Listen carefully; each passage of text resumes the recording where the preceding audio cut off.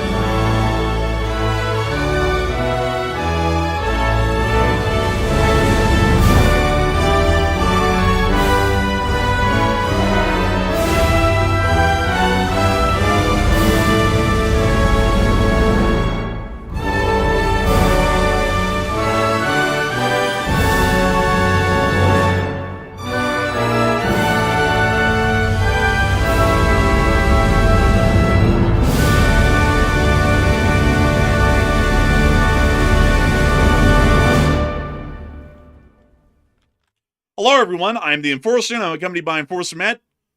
And good evening, folks. It's Enforcer Matt, and welcome back to day 1506 of the War News Stream. And tonight we have some very big news and also some live news that we're tracking right now of explosions that are happening inside of Tehran. We're not sure what they're being caused by, but that's actively happening as we speak and we go live. Also today, we've seen that the Hormuz Strait has remained closed as the crisis apparently has worsened. We've also seen Iran-backed forces launch strikes inside of Iraq on the Erbil base and also on Kuwait as well. And also another major story, British waters were breached today by apparently Russian attack submarines, and also there was a standoff between the Russian Navy and the British Navy about escorts to the English Channel. And we have a lot of news, and it's good to see you all once again. And of course, we're going to be covering the past 24 hours of the news from around the world tonight, as we have been able to hear significant developments around the entirety of the globe, from Europe and the Middle East over the course of the day, of equal importance and equal emergency. We have been able to hear that the Islamic Republic of Iran has resumed its attacks against all Gulf state nations and the State of Israel over the past 24 hours, and has not opened the Strait of Hormuz to any effective measure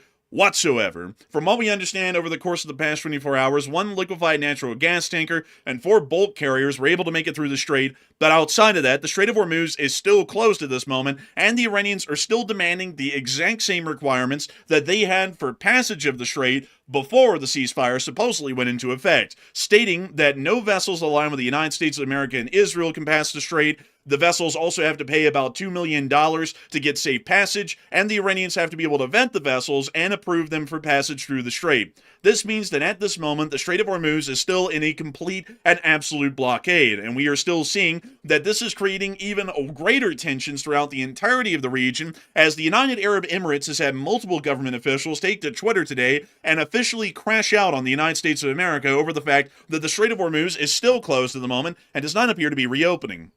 It also appears that the President of the United States is attempting to die down the flames about the entire disaster happening within the Strait, and is largely just stating that the Iranians aren't really following through with what exactly they agreed to, but still the ceasefire is somewhat in effect, at least for now, although there's already questions, even by the President, as to whether or not this will last. Significant airlifts have been conducted over the past 24 hours from the United States of America to EUCOM's area of responsibility, transiting into CENTCOM, showing us that there's still a significant amount of munitions, ordnance, and also personnel that are still being relocated into the broader area. In the midst of all this, the Islamic Republic of Iran has conducted major attacks against U.S. forces in Erbil, the Kingdom of Kuwait, the Kingdom of Saudi Arabia, and the State of Israel. And Israel has also continued its own attacks against Lebanon, with information coming out today that the State of Israel's defense forces have been able to kill a top Hezbollah commander over the course of the past 24 hours.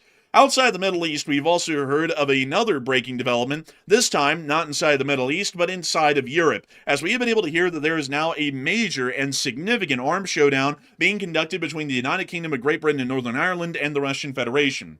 As according to British reports, and affirmed and confirmed British reports, the British government has stated that 3 Russian attack submarines had left Russian waters some time ago, according to their own satellite photography of the area of the Olenia base near the Murmansk, and apparently set sail towards the area of the United Kingdom. According to additional information that was uncovered and announced today by His Majesty's government and armed forces, they have now stated that 3 attack submarines have entered the waters of the United Kingdom and apparently are hovering directly over secure lines and cables that run on the bottom of the seafloor from the United Kingdom. We've also seen that simultaneously, as the British are having to meet this threat at the head and are threatening the Russian Federation for any further attacks that, or more so intrusions that may be conducted inside of their waters, we also saw that there was a significant armed showdown today that happened within the English Channel, as news emerged that the United Kingdom's Royal Navy had an armed face-down with a Russian warship which was escorting through force of arms, several Russian shadow tankers through the area of the English Channel, in a blatant violation of European Union and United Kingdom sanctions,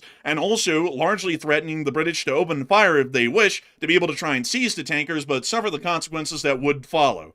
In the meantime, we've also heard that the NATO Secretary General Mark Rutte has stated there may be possible NATO support within the future for a NATO operation to attempt to reopen the Strait of Hormuz alongside the United States of America.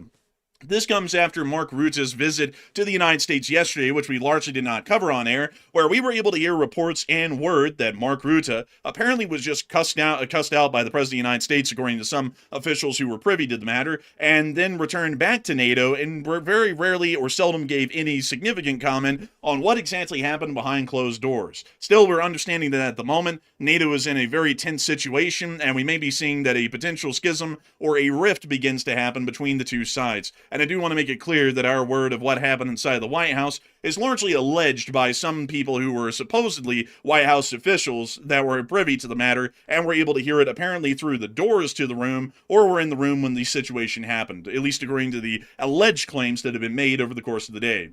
Meanwhile, the United States of America is still trying to deal with the shortened and greatly decreased oil volumes here within the United States of America. And as of today, we have been able to hear that the Strategic Oil Reserve is releasing about 30 million barrels of crude oil from its salt pits within Louisiana to be able to try and alleviate the rising gas prices, at least for a temporary period of time. And this generally will cover, or at least slow, the rising gas prices, possibly for a week at best, or 2 weeks at the greatest scenario, but in reality, it may only last several days.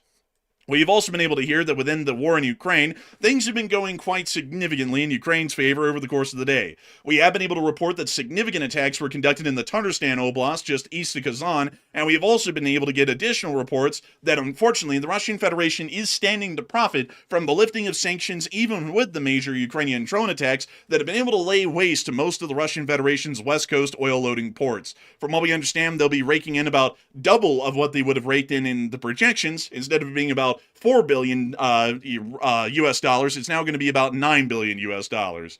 We have also seen that significant drone and missile attacks were conducted by the armed forces of Ukraine over the course of the day throughout the entirety of the Russian Federation, and these attacks are apparently ongoing at the moment, and we're still trying to get information as to the exact damage that has been caused. Further than that, we've also gotten reports from the front lines in Ukraine that Ukrainian armed forces appear to be doing incredibly well and appear to be inflicting significant casualties onto the Russian Federation's armed forces, and they are still holding the line as of today, with the chief of intelligence Budanov claiming that the reason why they are attacking Russian oil infrastructure is to give them a stronger negotiating point in upcoming peace talks that may happen at some point in the future, but nobody's entirely sure when.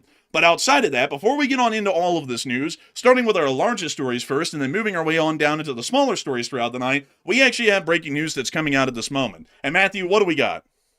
Okay, so we have been hearing stories apparently of ongoing explosions inside the capital city of Tehran, inside of Iran. We've gotten some more details about where these explosions are apparently happening. It sounds like there are reports from eyewitnesses on the ground that there were 4 blasts being heard from the Lavazan neighborhood, which is very important, by the way, because that neighborhood right there is a very upscale part of the city, and it's believed to be that top officials of the Iranian government live in that part of Tehran. So we're hearing 4 blasts being reported from that area. And we're also hearing apparently anti-aircraft guns going off as well about 58 minutes ago. So we don't know what the cause of these explosions are from the sounds of it. It could be possibly some type of ground engagement, maybe between agents on the ground inside of Tehran possibly, or it could be renewed airstrikes. That could be possible as well. But whatever the case is, though, there are definitely confirmed explosions, and we're waiting on more information about it. But Enforcer, what can you tell us about that neighborhood and also where these reports are coming from? It's actually a fairly important place to hear of reports of explosions, as the Lavazan neighborhood is actually within the northeastern area of the city of Tehran and is considered to be one of the highest-end neighborhoods within the city.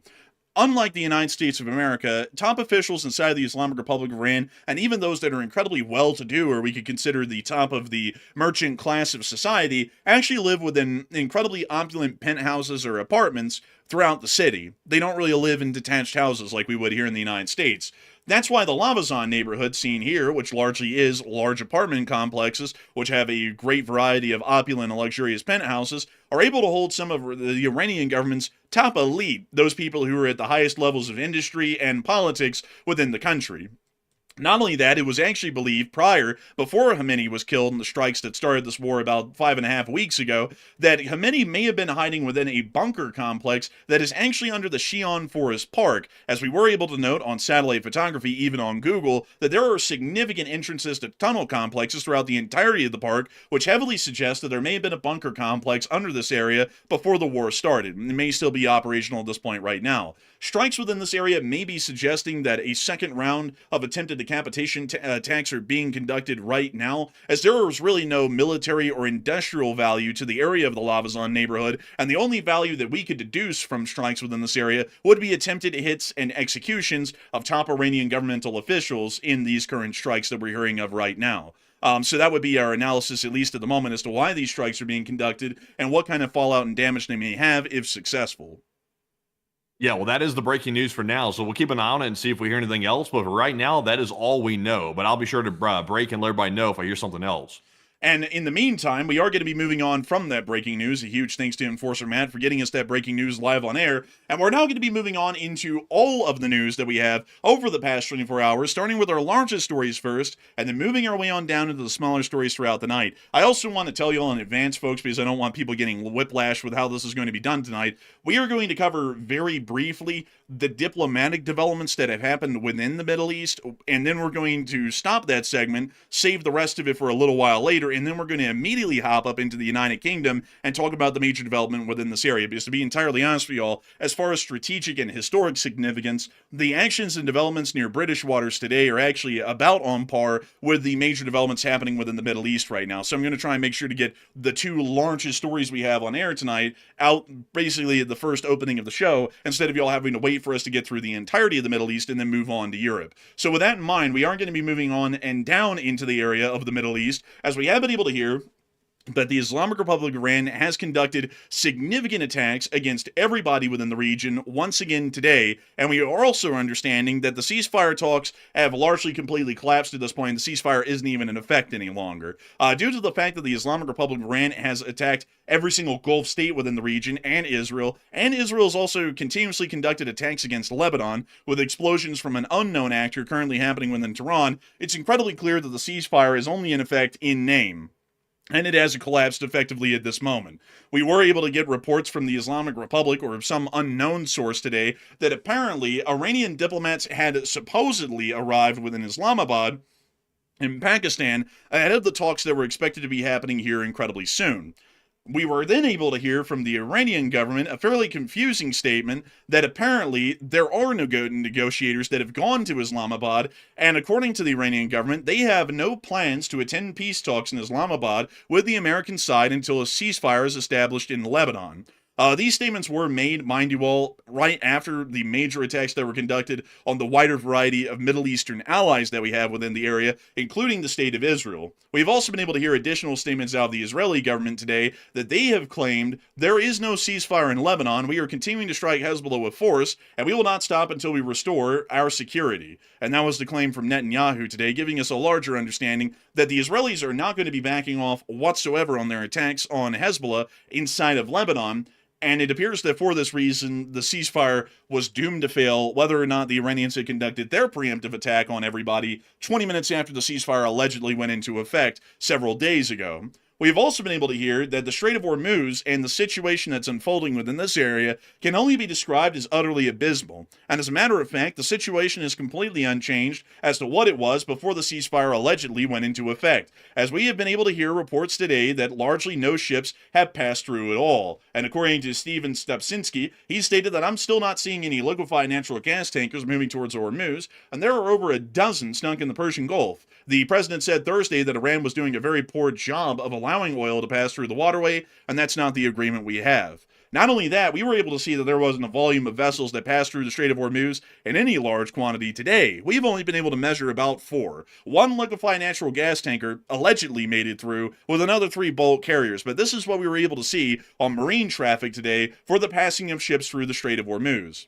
And as you will see, there are some Iranian vessels transiting in and out of Iranian territorial waters, but we're not seeing any larger international traffic passing through the Strait of Hormuz or even through the Iranian water corridor that goes through their own territorial waters, meaning that over the course of the past 24 hours, there has been absolutely no change whatsoever at this moment on the status of the Strait of Hormuz. The Strait of Hormuz is still completely blockaded by the Islamic Republic of Iran, and no leeway has been made by the United States to be able to try and reopen the strait, even in the midst of the 2-week ceasefire, which is about 3 days in at this point, at the moment we're talking on air. According to statements by the President of the United States, the President stated, Iran is doing a very poor job, dishonorable some would say, wow, it's crazy, it's like they're terrorists or something, of allowing oil to go through the Strait of Hormuz. That is not the agreement we have. We then were able to hear additional claims that were allegedly coming out that apparently the United States president has also stated the following today. There were reports that Iran is charging fees to tankers going through the Strait of Hormuz. They better not be, and if they are, they better stop now. I got to ask you also, folks. The Iranians, according to reports, have been charging, fees to go through the strait for well over a week. In fact, it's probably been longer than a week at this point that the Iranians have been charging allegedly $2 million, basically admission fees to let these tankers through the strait. So, I mean, I would not really believe the idea that the president hasn't been notified about that previously. He had to have been informed about that happening before now, because we've heard about it. We've been reporting it for many, many days at this point. So, I mean, that's not new information. It's not new information at all, and it's also not new that they've been doing that in the midst of the ceasefire being in effect. We've reported that here on the channel over yesterday and the day before, as a matter of fact, because the Iranians had still stated they were going to be charging fees and excises for any vessel passing through the Strait of Hormuz. This is, I gotta say, folks, I cannot make a big enough plug for the channel, because many people have said that we don't know as much as the president. Well, apparently we do know more than the president, because we've been saying that for 2 days now, and he just apparently found that out today. So there you have it. If you're looking for someone to know everything that's going on in the world, like people pretend is the case with the president, that's not the case, because we've been reporting that situation for 2.5 days now, and he just found out apparently just a couple of hours ago. Well, I just slammed my hand into the desk there. Hopefully I didn't hear that on the microphone. But moving us on out of that news in the Strait of Hormuz, it does appear that the larger diplomatic situation is falling apart even with our allies, as it seems that some allied nations are largely starting to lose their patience. And according to some statements that we were able to get out of the United Arab Emirates today, Here was a statement from Ahmad Taba, who is the Emirati expert in strategic and political affairs. So he's largely an advisor to the government of the United Arab Emirates and the Emiratis that comprise the united government of the Arabs inside of that region. For the current administration in the United States to understand,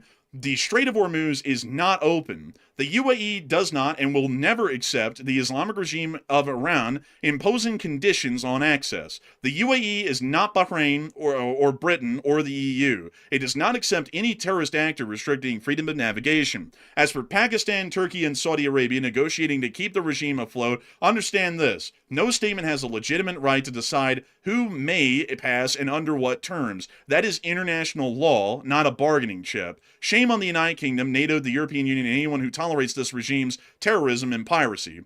So it does appear that the advisor of the United Arab Emirates is becoming, well, one of the top advisors, mind you all, is becoming incredibly tired with this and has even broken out on the social media to make statements of their displeasure. We've also been able to hear additional statements that were made today by Dr. Sultan Al-Jaber, who is the UAE Minister of Industry and Advanced Technology, who stated the following as well, which is the exact same statement for the larger part, but we'll make sure to read it off to you all because it is slightly different in some nuances. Open the strait unconditionally, no strings attached. This moment requires clarity, so let's be clear, the Strait of Hormuz is not open. Access is being restricted, conditioned, and controlled. Iran has made clear through both its statements and actions that passage is subject to permission, conditions, and political leverage. That is not freedom of navigation, that is coercion. The strait was not built, engineered, financed, or constructed by any state. It is a natural passage governed by the United Nations Convention of the Law of the Sea, which guarantees transit as a matter of right, not privilege to be granted, withheld, or weaponized. Conditional passage is not passage, it is controlled by another name. So it appears that Also notice the frustration. I sense a lot of frustration out of the statement right here. And also, not only is this guy right here the UAE Minister of Industry and Advanced Technology, I believe he's also the CEO or one of the CEOs of ADNOC inside the UAE, which is an oil company there as well. So, I mean, he's directly contradicting the United States report that the strait is open. That appears to be what he's saying here in this LinkedIn post. And that's what we're hearing across the entire region. It sounds like the region is starting to get fed up with the whole narrative that the strait's open when it really isn't, and they're starting to really lash out because the fact that they're contradicting the United States official narrative, that's a pretty strong message. And it does appear that, from what we can tell, the United Arab Emirates is the first to really show a lot of frustration and really fed up feelings about the United States and how we've been handling the situation, which can only be described at this point as akin to some sort of a Ringling Brothers circus act and some sort of a circus show. And they're starting to make it incredibly clear that all of these statements that the strait's open are full of shit, and then they're getting tired of being largely played and everyone pretending like the Strait of Hormuz is open when, as a matter of fact, it's not, and no proof is showing that it is, and we don't even need proof. No ships are passing through, and if ships are passing through, these governments would say that they are because if people are saying this sort of stuff, folks, it isn't the whole entire world is united in conspiracy to sully the president's name just because, for some reason they all don't like him. I mean, the reality of this is that it's not going well. The strait's still closed, and it's still going quite poorly at this point. Moving on from that, though, a lot of people are currently talking of the situation throughout the region, as the Gulf states have claimed that the Strait of Hormuz is still closed at this moment, despite U.S. claims stating otherwise. And a lot of people are currently putting in their opinions on what's going to be happening next. And Matthew, what are people thinking about that, and what are you thinking about that as well? Okay, so we are seeing, like we just read off just a minute ago, that the Gulf states are starting to claim that the Strait of Hormuz is closed, despite U.S. claims to the contrary of that. So what happens next? Because something's got to happen, and it does seem that the U.S. officials are starting to back off of their previous statements that it's open, and now they're saying that Iran has it possibly closed, and they're dishonorable for doing that, and they're not adhering to the prior U.S.-Iran agreement. So now it appears to be the U.S. is kind of backing off now that the Gulf states are starting to contradict the official narrative. So what's going to happen next? 39% said Iran will maintain control of the strait, and that's going to be pretty much the end of the story. 33% said more U.S. airstrikes are incoming on the coast, and 23% said the U.S. will end up ground invading to try to reopen the Strait of Hormuz. So, Iran has a chokehold on the strait. We've been saying that for weeks now, and that's not trying to spin it a certain way. That's just simply the way it is right now. That's just simply by observation. We can see that with our own eyes. Today, Iran let through, I think, 1 or 2 vessels that were apparently aligned with the Iranian regime, but they have not let through like loads of vessels. All the reports out there claiming that the strait is just letting tons of vessels through, that is simply not matching reality. We've been watching the data. Also, the experts have been posting about it all day long, and there's simply not an opening in the Strait of Hormuz. The Iranians are still saying that they are going to keep it closed until the Lebanon ceasefire situation is ironed out completely, and right now it appears to be they're not ironing that out. So I would say, I think more U.S. airstrikes will probably be imminent. I have a feeling in the next couple of days we will see the war restart in its entirety once again. It'll probably be stronger airstrikes than we saw before, would be my guess. We're seeing currently a major U.S. Air Force airlift into the region, and I think they're preparing for the inevitable. But Enforcer, what say you?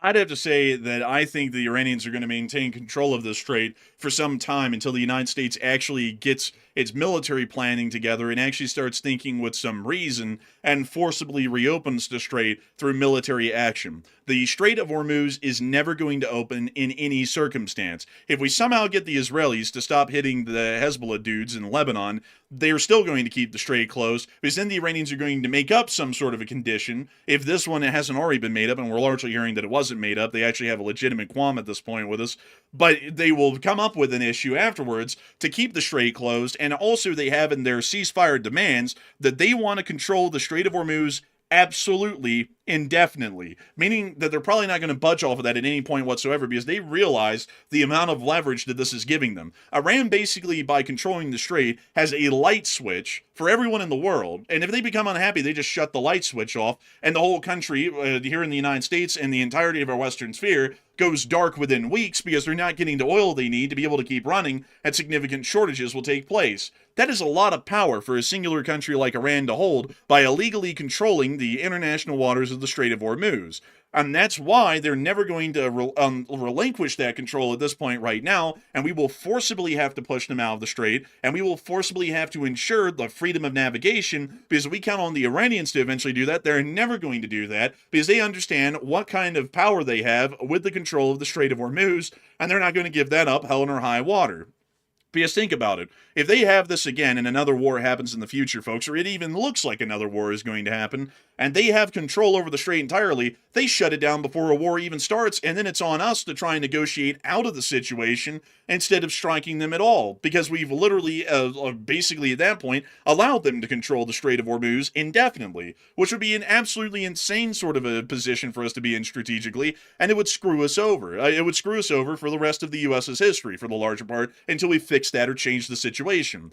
So I would have to say Iran's probably going to maintain control of it for some time, but I would hope that eventually some airstrikes and some military action of any variety, of any sort at this point, would be conducted to clear and open the Strait of Hormuz. Otherwise, we are going to be in an absolutely horrendous strategic position and an outlook within the next year from this point on. But I hope that does address that the best I can as far as the larger strategic picture that is going on in the Middle East. And we're actually going to be moving out of this region for a minute. We'll be coming back to it right after our story that we're about to be getting to in a moment and cover all the finer details of what happened today, the strikes, the damage, and such. But we are going to be moving on out of the Middle East and on up into the United Kingdom, as we have been able to hear of major developments that have happened today within British waters around the area of the United Kingdom of Great Britain and Northern Ireland.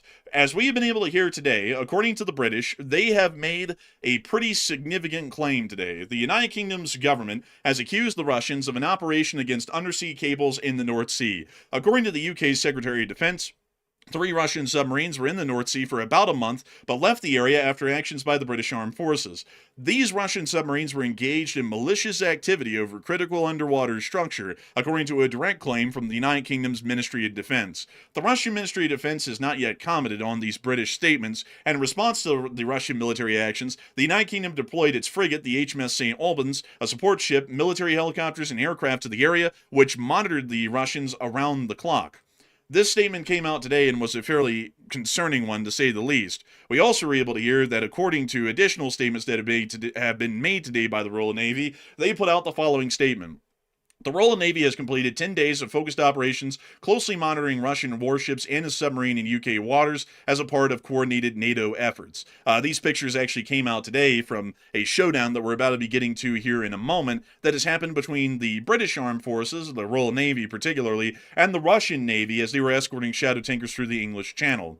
The situation is becoming fairly grave at this moment, at least between the British and the Russian Federation. I do have to remind everyone that Britain, as far as military power is concerned, is one of the largest and more powerful armed forces within the NATO alliance currently. And not only that, they're one of the largest economic powers in the NATO alliance. And they're also a NATO member, bottom line, for the larger part, and that has a significant weight on the matter. Because if these Russian submarines, that the British have stated, did violate their waters and were hovering over critical infrastructure, the violation of Britain's waters alone could be enough for an Article 4 invocation that could lead to an Article 5 invocation in the future. At a minimum, the British could take armed action against Russian ships that violate their waters and depth charge them or attempt to destroy them through other means available to the Royal Navy and the Royal Air Force. This action is one that is incredibly escalatory, as not only is it threatening critical infrastructure vital to the maintenance of Britain's national defense, but it also, not only is a significant and flagrant action showing that the Russians do not respect British sovereignty whatsoever, which is largely disrespecting NATO's sovereignty by and large. And we also saw that situation unfolded within the English Channel today as well, as reports came out today that the Russian naval frigate Admiral Grigorovich escorted sanctioned oil tankers through the English Channel today, accompanying vessels linked to Russia's Shadow Fleet. The move signals direct defiance of UK plans to intercept Russian sanctioned ships transiting in its waters. And we were able to see those pictures from today, which I want to make sure to show you all once again right here, because from what we understand, these were actual pictures of the Russian vessel, the Admiral Grigorovich, escorting a Russian tanker and Russian cargo vessels of some sort, and being shadowed by significant elements of the Royal Navy, from what we understand. So this is quite a concerning development at the moment, just to make this a little bit clear for everyone, because they are threatening critical infrastructure as they have many times within the Baltic, but this time they're now conducting it against the United Kingdom.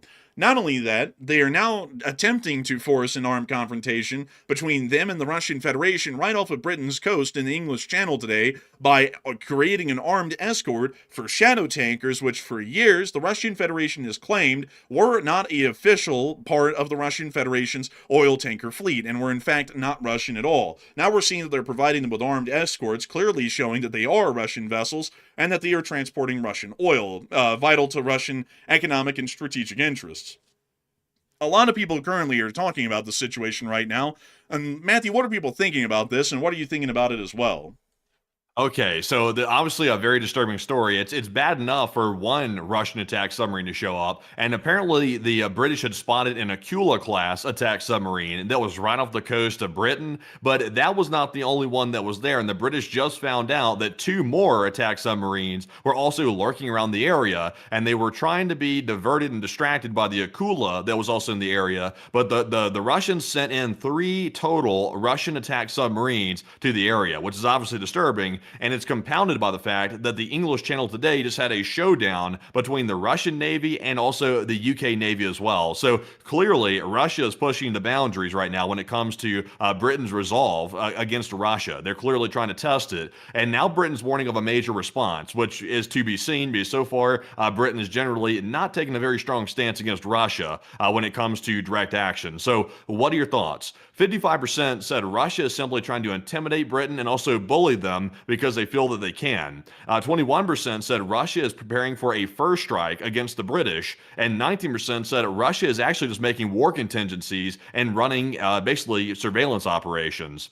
And I would say that at this point, it's going a little bit beyond simply intimidation. It's going a little bit beyond that. I would say I'm with the 19%. I think Russia's making active war contingency plans, preparing for a war with Europe. I think they're doing that. And right now, they were trying to map the critical undersea cables that run from the UK to Europe. They were trying to map those out so that way they know where to cut them in the event of a war breaking out. So, I mean, this is essentially an act of war, in my view. The fact that they're sending attack submarines into British waters and actively surveilling their critical infrastructure, and then they got caught doing it, that's an act of war, in my opinion. So The reason why Russia is doing this is because they detect weakness. I'm not trying to make a political statement here, but Britain generally has not taken a very strong stance. And when you deal with Russia, they operate off of strength. That's the only thing they understand. It's very binary with the Russians. You're either strong or you're weak. That's the way it works with them. And they've detected weakness out of Britain, and they're deciding to go in for the kill, basically. So Britain needs to change that equation and start doing something to make it known that they're not going to sit back and simply take this anymore. They have to do something to prove that they have resolve, or otherwise this is going to get worse. So, Enforcer, what say you? I would have to say that the Russians have resorted to significant actions. I would say that this is getting quite close to preparing for some sort of military action against the British. Because the action today that was conducted in the English Channel by the Russian Navy is clearly attempting to create an armed confrontation with the British over their claim that the British armed forces are going to be deployed in the operations to seize Russian shadow tankers near the British waters. This was a direct attempt at a confrontation today and was largely attempting to goad the British into firing upon the Russian warships to start a larger conflict, or largely giving the Russian Federation a clear act to show that they will not respect British sovereignty or British threats, and that they are going to continue to try and trample on them. Regardless of the action, I would have to say that this is a significant one and a dangerous one. Britain is a part of the NATO alliance, and if the British somehow get into some form of an armed confrontation with the Russians, it will most likely be easily argued as an Article 5 invocation for the common and collective defense of the NATO alliance, due to the violation of British sovereignty and an armed attack that may be conducted by the Russian Federation on the British. So for that reason, I would say that this is a wildly concerning development, but I would also have to say that I would agree with Enforcer Matt to a point that the British government has not really put a strong foot forward. The current British government within the United Kingdom, as far as foreign policy is concerned, and we're going to leave it at that and not talk about anything else as far as concerning the current British government, has been incredibly weak and quite lackluster in its foreign policy. We've seen that they do make a large amount of incredibly grandiose statements, like they did making the claim that they were going to be going out and capturing Russian shadow tankers near to their country, but we never really see them follow through on these claims. And words are one thing, actions are another, and the words have to line up with the actions, and the actions have to line up with the wordage. And right now, the British government just doesn't really have either. And that's generally why we're seeing that the Russians have decided to single them out and largely pick on them. Because if you tried the same thing in France, the French would just depth charge the sub and rip it to pieces. That's how the French work. But with the British government currently, there's a lot of leeway there, at least at the moment, for the Russians to be able to get away with a good bit. The thing is, however, is that as far as coastal defense is concerned, the British are actually quite powerful for the larger part compared to most other nations within this region. The British have 2 operational aircraft carriers. They have quite a large amount of nuclear-powered attack submarines, the Vanguard and the Astute class, totaling about 9 in total. Actually, correction there. Actually, it's 10 in total, 10 nuclear submarines across all classes. And they also have a significant amount of larger anti-air guided missile destroyers and frigates that are also at their disposal as well. And considering that the Russians in this hypothetical confrontation would be meeting the British at their territorial waters, this actually gives the Russian Federation a significant advantage, not only due to the fact that the British Navy is a fairly advanced one and is well kept, but also due to the fact that the British Army could employ anti-ship missiles and other form of defenses against the Russian Navy that would make such actions near to the British coast highly unlikely, if not possible, at these sorts of close ranges that they're attempting to goad the British at right now. So I would generally You know where they went really wrong? There's one thing that led to this problem right here, in my personal opinion. You might remember the British came out about 2 weeks ago, and they said that they were going to start seizing these Russian shadow fleet tankers that were going near their waters. They were going to start seizing them and possibly inspecting them as well. But we haven't seen that to date. It was an empty threat, it appears to be, for the most part, and that appears to be the way that Putin interpreted it as well. He interpreted that as weakness and an empty threat, and that was a big mistake. The British should not have said that if they weren't planning to carry that out, because now we're seeing that Putin has ratcheted up the pressure yet again, and you can't board a Russian Shadow Fleet tanker with one of their Russian naval vessels right next to it. You can't do that, because if you do, you're probably going to get fired on by the Russian Navy. So, the UK has largely taken a step back too far, and now they're finding themselves in a situation where they're getting bullied, essentially. So somebody's got to back Russia off. because right now Britain is getting cornered. It seems like they're basically getting put into a corner, like the schoolyard bully. They're putting the kid in the corner, and the UK is the kid at this point. So, you know, there's not a lot of good articles coming out. Like, I'm seeing a lot of people writing stuff about Britain saying that, oh, they've lost their standing in the world. They've done this, they've done that. Britain needs to flex their muscles a bit, because if a lot of countries start detecting weakness, then, I mean, Russia might not be the last one to bully them. And I also see a lot of people questioning whether the British have a proficient armed force, or a proficient navy for that matter. And I just have to remind everyone of this, because I see a lot of people saying that the Russians would eat Britain for dinner. Haven't the Slavic equivalent of the rednecks in Ukraine beaten their ass for 4 years enough to show everyone that the Russians hardly have any bite? It's mostly bark. I mean, haven't y'all seen that? I mean, hell, the British in their condition right now, honestly, you could take a geriatric nation in Europe with a hand tied behind its back that's half blind, and they'd probably beat Russia's ass at this point. I mean, there's no question about it, because the Ukrainians started off with hardly anything compared to the British. I mean, the British have an annual budget of $75 billion.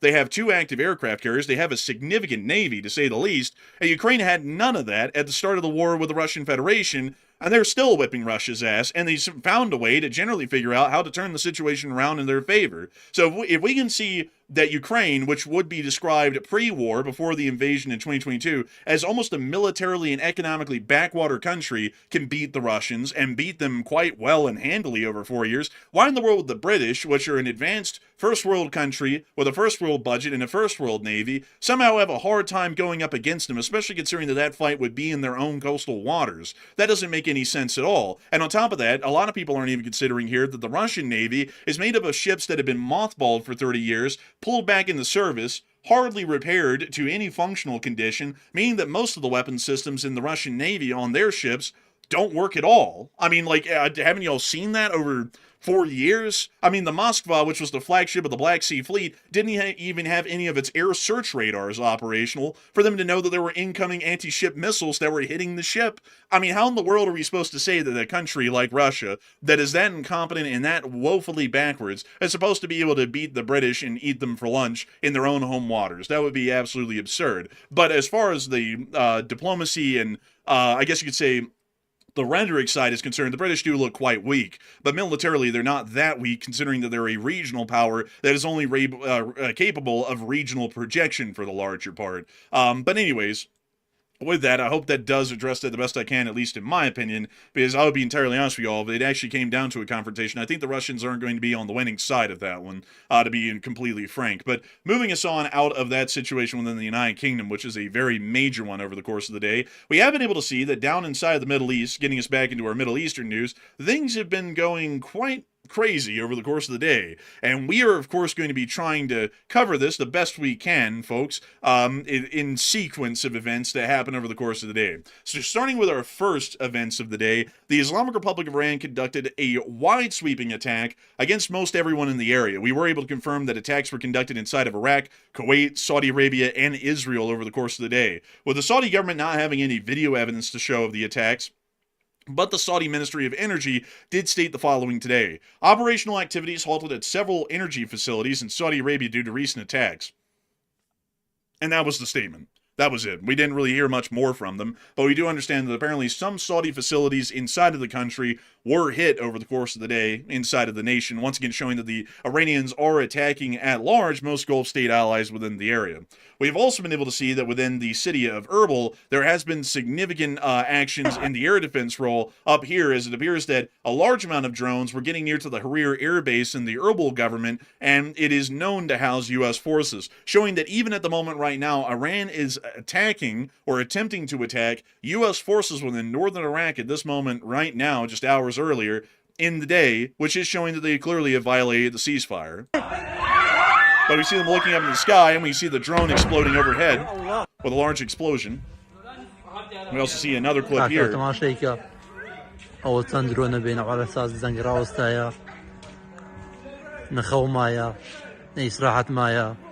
see them looking in the sky, waiting for the drone.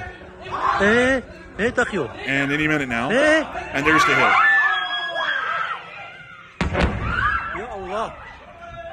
That scene in that clip is still showing us some air defense activity around the area. We also were able to see the shoot down from what appears to be another angle right here. And we can see the drone falling to the ground after being hit by some air defense system within the area. This is confirming, however, that the U.S. is still under attack by the Islamic Republic of Iran. And that is something I think we need to make obviously clear, because for anybody who's saying that the United States government is correct in the claim that the ceasefire is still in effect, it's just having some issues, where in the world is your concern for the citizen soldier of the Republic that is currently under attack right now with an Erbil and is facing possible wounding or death at the hands of Iranian attacks that are still being conducted today? That is clearly showing us that at the moment the ceasefire isn't even in effect for the United States, much less our allies within the region. And we are putting ourselves at a significant disadvantage by seeing that the United States is not continuing its attacks against the Islamic Republic of Iran, but the Islamic Republic of Iran largely has carte blanche at this point to conduct attacks against whoever they wish within the region without any reprisal at this moment, because we're still pretending here in this country that the ceasefire is in effect. Is it going to take American soldiers getting wounded and killed for the public to actually say unanimously that we are under attack still and the ceasefire hasn't gone into effect at all, that the Strait of Hormuz is not reopened, and that all of our allies within the region are still under the peril of an Iranian attack at some point in their country? What would it take at this point, folks, for people to see that this ceasefire has completely collapsed? What would it take for the U.S. government to see that and to actually respond accordingly to the situation, considering that the ceasefire was half-baked and half-assed from the start? But moving us on out of that and down into Kuwait, we've also been able to see that the Kuwaiti kingdom also came under attack today. And we were able to hear that according to reports from the Kingdom of Kuwait, it does appear that the Iranian attacks were able to hit several infrastructure targets within the country once again. We have also seen an unfortunate picture that came out, which is quite interesting here, and I'll make sure to quote Ocean Warfare on this exactly, because this is actually the scene of an incredibly unfortunate occurrence. This is actually where the first U.S. fatalities reported in the entirety of the war, as 6 U.S. soldiers were killed inside of this largely facility here that was directly hit by an Iranian missile. We have been able to hear that, according to Ocean Warfare, image of the same destroyed U.S. Army command post in Kuwait, where 6 American servicemen were killed in an Iranian strike. The Tactical Operations Center reportedly lacked adequate protection against direct overhead attacks and were reinforced only with T-shaped concrete barriers around the perimeter. Interestingly, the published photo also clearly shows a Soviet-era fab type free fall bomb lying on the ground, which we can see right there. Its presence remains unexplained, given that the U.S. sources attribute the strike to Iranian drones. It also does not appear to have fallen from above. And I do have to say that is rather odd, because that is a Fab 250 most likely, and it's just sitting there like it has been there the entire time. I don't really know how to explain that one. It doesn't appear that Ocean Warfare also knows how to explain that either. But this is the unfortunate site of a direct attack that was conducted by the Islamic Republic of Iran against our armed forces, which led to the death of 6 of our service members, which were the first deaths to be reported within the entirety of the conflict within the opening days. It's always unfortunate to see such incidents like this, and we would hope that the United States Central Command and that the U.S. government understands that when conducting and planning military operations, not only do we have to keep the safety of the citizenry in mind here in this republic, but we also have to keep the safety of our soldiers as well in mind overseas that are currently in the theater of this conflict, and to ensure that all actions necessary are made to ensure their safety, even in the midst of a war, and to minimize casualties as much as possible. As it appears that this structure was not at all prepared, or even from what we can tell, at least in this picture, had a ready shelter nearby for them to be able to evacuate to and move into to be able to avoid injury or death from Iranian attacks by missiles and drones. But moving us on out of that and inside of Kuwait, we've also been able to see that significant attacks were also conducted in Israel, in central Israel, that is, and northern Israel over the course of the day. Air raid alerts were issued around the area of Tel Aviv, which we were able to see right here, and that was due to Hezbollah rockets that were fired from Lebanon, and we also were able to see some of these rockets coming on in over the course of the day, with 2 clips being seen here, one showing incoming rocket fire, and secondly, also showing us here, more incoming rocket fire from Hezbollah within Lebanon. I will say, though, at this point, since Israel is not, ceasing fire for the most part, and it's still up for debate whether or not Lebanon was included, in the talks that were previously held between Iran, Pakistan, and the United States. Once again, the U.S. is claiming that they weren't included in the ceasefire, and then the Iranians are saying that they were included. We're seeing some reports coming out today that maybe Lebanon was included, and then the U.S. might have backed off of it possibly once Israel objected to it, because Israel wasn't included in the peace talks from the sound of it. So it sounds like they were rushed, and there might have been some misunderstandings in there. But whatever the case is, though, I mean, Lebanon's returning fire, which is obviously, it's basically status quo at this point between Israel and Lebanon. Nothing's really changed there. And I think Iran's going to use that to wiggle their way out of any future talks. Probably this whole situation right here will lead to a complete collapse of it. It probably will. And also, if we did agree to include Lebanon in the ceasefire, and now we've I guess you could say, retroactively changed the deal to where it wasn't included, now we've completely obliterated any trust for the diplomatic process, meaning that we'll most likely have to completely finish the conflict and win it through force of arms alone, instead of trying to find some form of negotiated settlement here in the future, or at least for the foreseeable future as far as the conflict is concerned. We also saw that there were attacks on northern Israel, as well as air raid alerts were issued for the Haifa area and areas north of that near to the Lebanese border, and we also were able to hear that Israeli strikes today, in turn, were able to kill a Hezbollah commander, and they put up a picture of this guy that I gotta admit, it's just weird as hell. I mean, that's something right there. But outside of that, we were able to hear the Lebanese report that the Israeli...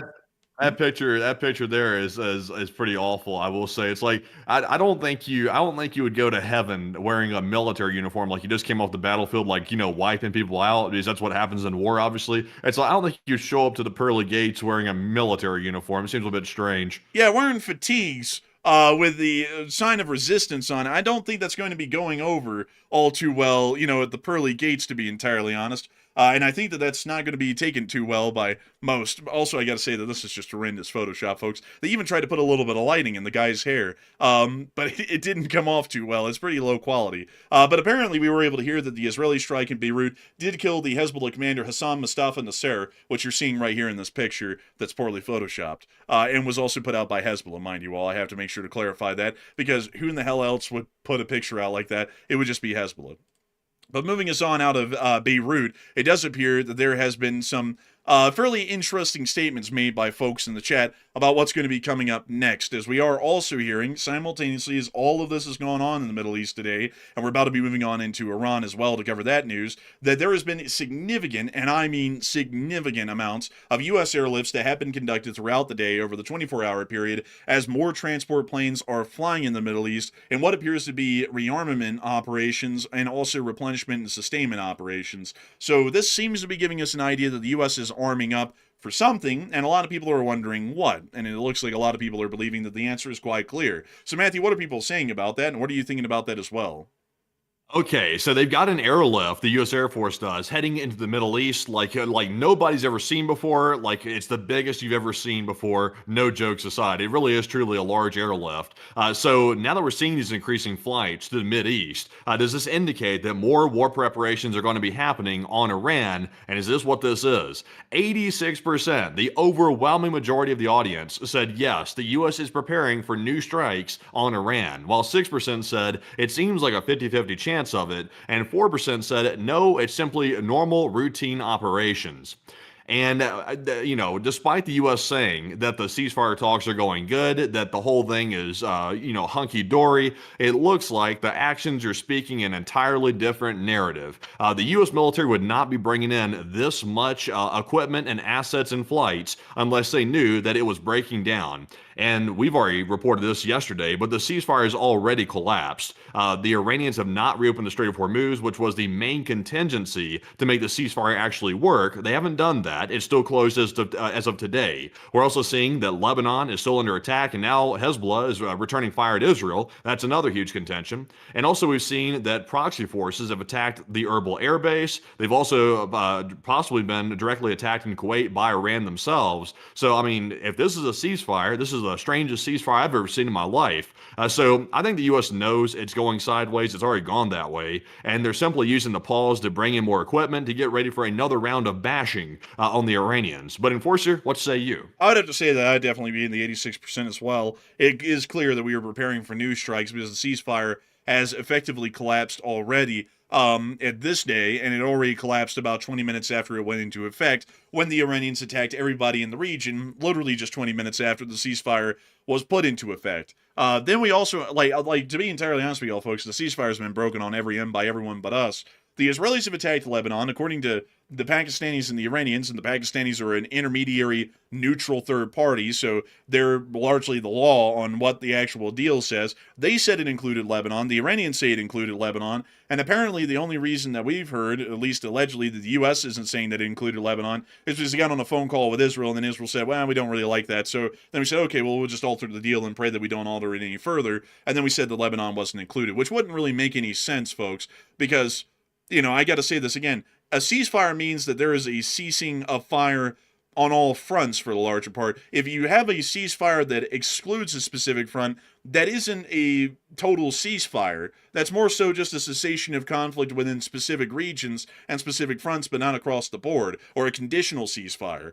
So that definitely isn't the case, because according to all the claims we got within the first few hours after the ceasefire supposedly went into effect, everybody said that it included Lebanon, and then that was retroactively changed later to say that it didn't include Lebanon. So I think that we're all getting an understanding at this point. Iran attacked us right after the ceasefire, it generally fell apart for that. The Israelis attacked Lebanon, which if Lebanon was included, that also broke the ceasefire as well. And now Iran has attacked everyone once again today within the region without any qualm. And the Hezbollah forces are firing back at Israel because they're now claiming that the Israelis did break the ceasefire on them by bombing them. And so now they're also conducting reciprocal attacks as well. The only armed party that is not striking anyone at the moment right now is the United States. And I think that we're still preparing for new strikes that'll be coming up later, because it's clear that the ceasefire has collapsed in every way but the United States' way. Yeah, let's be real though. Like honestly, I can understand why people are saying, "Oh, was Lebanon really included in the ceasefire or was it not?" If Iran was a country that you could take at their word and trust them that they would adhere to an agreement, I would say it would matter at that point. But we know that even if the United States, Iran, and the mediator Pakistan was able to come to an agreement, that Iran is not going to adhere to that agreement anyway. They're not trustworthy. They've never adhered to any agreement. They didn't adhere to the JCPOA, which is what the nuclear deal was. They didn't adhere to that. They were dishonest. Pretty much any deal that we've tried to make with Iran, they've been dishonest. So they've proven they can't be trusted. It's like we shouldn't have been negotiating with them in the first place. The only way to get the situation fixed is to reopen the Strait of Hormuz, to find a way to force it open and take that control away from Iran. Because Iran's already stated they are not going to be giving up the Strait of Hormuz. They are going to keep it under their control. It'll never return back to the way it was. And not only that, but they're going to toll it as well. And they're going to make billions and billions of dollars off of it, and it's going to basically fund their terrorist regime, which is the exact thing that we were trying to prevent in the first place. So, I'm sure people are going to say, oh, you're a warmonger for this. I don't like war, but at this point, we've dug ourselves a hole inside of Iran due to some poor planning here. And at this point, the only way to go is to try to finish the job. That's the only way to go at this point. We can't come to a deal with them, because if we do, we're going to be, for one, ceding to a terrorist nation, which isn't good. And number two, we're going to be letting them keep control of the Strait of Hormuz. So we got to finish the job. I would definitely agree. We do have to finish the job. There's really no other way to go about this. Because if we try and negotiate an end to the conflict, the Iranians are not going to accept anything unless they control the Strait of Hormuz as an agreement after the conflict, which wouldn't even be supported by international law because they can't control an international waterway, and that can never be ceded to them. Then, on top of that, if we just walk away, they're still going to control the Strait of Hormuz, meaning that we're screwed. So the only option is to keep the war going and forcibly open the Strait of Hormuz. And that's it. I mean, at some point, we're going to have to eventually reopen the thing. That's the only option that we have that's workable, because if we try and do anything else, they're still going to control the Strait of Hormuz, and they're not going to relinquish it. And as far as it goes in international affairs, if a country is not willing to accept us at some level of our demands, which is opening the Strait of Hormuz, we have to forcibly open the Strait of Hormuz, and that's the only option we have here. There is no amount of deal-making that will collapse like it has right now that is going to achieve anything meaningful when it comes to the Strait of Hormuz or our strategic ambitions against the Islamic Republic of Iran. And not only that, folks, we have to remember that right now, we are still largely at a strategic defeat, even if we get the Strait of Hormuz open, because our original war goal was the overthrow of the Islamic regime. And regardless of how we try and claim that, because Khamenei's dead, there's, the regime has changed. That's not how regime change works. Just to explain this to everyone here really quickly, if a president of the United States somehow died in office and his vice president took over, that's not a regime change. That's just a change of command in the same regime or the same administration. That's not a regime change. What we have done inside of the Islamic Republic of Iran is that we've wiped out a whole bunch of top officials, but the country is still called the Islamic Republic of Iran. The government derides its power by the Constitution of the Islamic Republic of Iran, meaning that there has been no regime change whatsoever. We've just changed the faces in their government, but the regime is still all the same as it was when we started this war. That means that after this war ends, they're still going to be researching and developing nuclear weapons and ICBMs, and they're going to be continuing their funding and support of terrorist forces throughout the region of the Middle East and beyond, because that is the main tenets and foreign policy prerogatives of the Islamic Republic of Iran in its current form of government. So right now, what we're trying to do, folks, is we're trying to turn an absolute strategic defeat to a minor strategic defeat by at least opening the Strait of Hormuz. And we have to open it. There's just no other option to that. If we don't open it, not only did we not achieve any of our original war goals, we have now been screwed over because now the Iranians directly control the flow of oil to the entirety of the Western world, which would be disastrous. So I hope that does address that the best I can, at least from what I know. But with that, it is time for us to move on out of the Middle East and all of the situations pertaining to the Middle East. And we're going to be getting on over into the United States and also on into Europe at large and covering the significant developments that have happened around the rest of the world over the course of the day. But before we get on into that, I do have to say a humongous thanks to everyone for watching so far tonight. At the peak tonight, we had about 23.6 thousand people here, which is quite a lot of people, and we've also had about 100,000 people watch this stream at this point right now. I've got to say that we're always honored and greatly appreciative of a lot of y'all coming here every single night and enjoying this news and considering it to be your primary source of news. We put a lot of pride and honor into making sure that we report the news as factually as we can, and that we give some fairly accurate analysis. And to thank you all for y'all's time so far, before we get on into the rest of the major developments, we're going to be taking 3 questions from the chat, and then we're going to be getting on into the rest of the major news from around the world today. So Matthew, what do we got? All right, so jumping into our first 3 super chats and getting right back to our breaking news, we do have a $50 super chat from Jenna, last name Tolls. And thank you very much for that $50 support, by the way, and we do appreciate that. They said the ceasefire is a hoax. Fake news. and the ceasefire talks were real. I will say that they were real. I've seen some people say that they were fake. The talks were real, but there was a couple of problems. The U.S. went wrong in a couple of different ways. Number one, they didn't include Israel. So you have to consult the country that you're including in the ceasefire. And it sounds like Israel wasn't properly consulted. So that was going to lead to tension, to say the least, and it has. We've seen Israel sort of hide their anger a bit about not being included. That's problem number one. Problem number two, to create a ceasefire with a country that's untrustworthy, that's already shaky ground to begin with. So that's troublesome as well. And also, there's disputes about whether or not Lebanon was included or not. And the story's all over the place. The U.S. won't release the official document that they're talking about as a basis for negotiations. They're keeping it secret for whatever reason. And the Iranians are claiming something completely different. So between all of that, it's just a big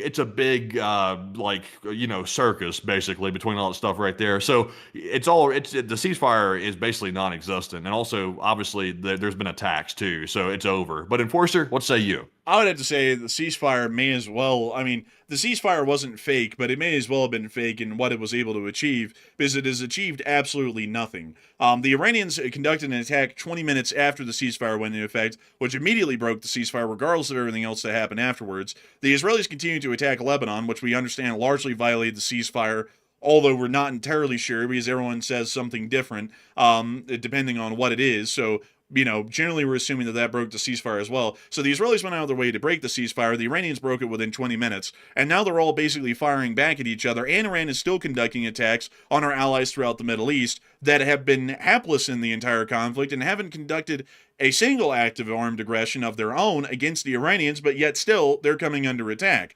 So clearly, to that extent, this ceasefire has achieved nothing. And not only that, the Strait of Hormuz still isn't opened, and the Iranians still have it shut down, and they still have the same terms for a ship to pass through that they had prior before the ceasefire even went into effect. So at the moment right now, all we've done, which I have to say, folks, is wildly aggravating to me, and I'm sure that some of y'all have heard this tonight, is that we have tied our hands, the U.S.'s armed forces hands, for a couple of days so that way we can pretend like this thing did something when in reality it hasn't. This war is still going on. It's just that the U.S. isn't actively bombing anything in Iran right now, but everything else is the way it was. There's still attacks on our allies. There's still attacks elsewhere. And the Strait of Hormuz is still closed. So, like, my thing, folks, is the aggravation.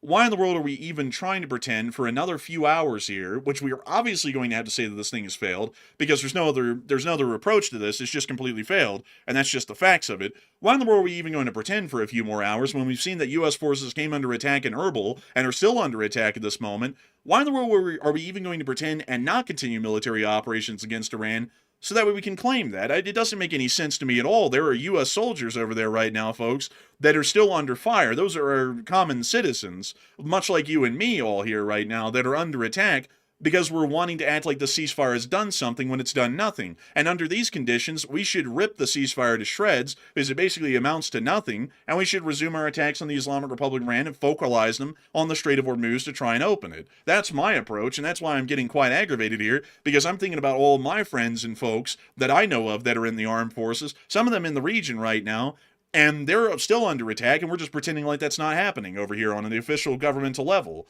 But anyways, I do thank you incredibly for the support and helping this channel to keep on running, Jenna, because if it wasn't for folks like you, we wouldn't be able to make this channel possible, we wouldn't be able to keep it running, and we also wouldn't be able to report the news like we have been for years at this point. I hope that we've been doing a good job for everyone again tonight. But a huge thanks to you once again for the support, and with that, we are on to the next one. And our second one is going to go to none other than Kevin Humphrey. And thank you very much, Kevin, for that 50 as well. And we do appreciate that. And Kevin said, Matt, do you think that if the talks tomorrow fail, will Islamabad deploy its nuclear umbrella as the Saudis demand?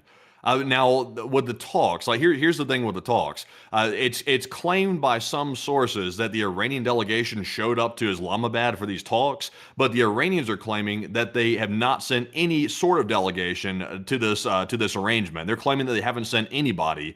So the Iranians won't even acknowledge that they sent anybody to this thing. So that's already a big problem right there.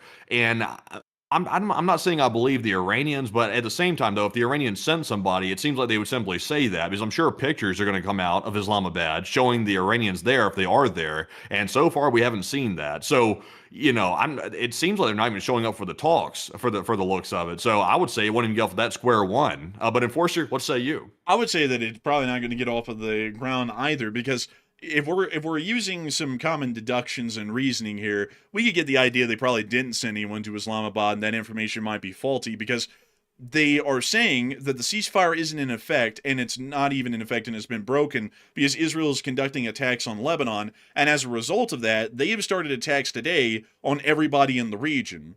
So they are working off of that claim. It's not a rhetorical claim just for the rhetoric side of things inside their country. They are acting off of that claim that the Israelis have broken the ceasefire by attacking Hezbollah, so now they're returning fire by attacking everybody in the Middle East. So if we're to take that assumption at face value, that they're working off of that as a factual statement in that regard, we could also assume that they're working off of the factual idea they're not even going to engage in talks until the U.S. stops, well, actually Israel stops attacking Lebanon. So I would assume that they probably didn't send any diplomats to Islamabad, because that would seem to be in line with the physical actions that we can already prove that shows that they are working off of the claims that they've been making for the past 2 days.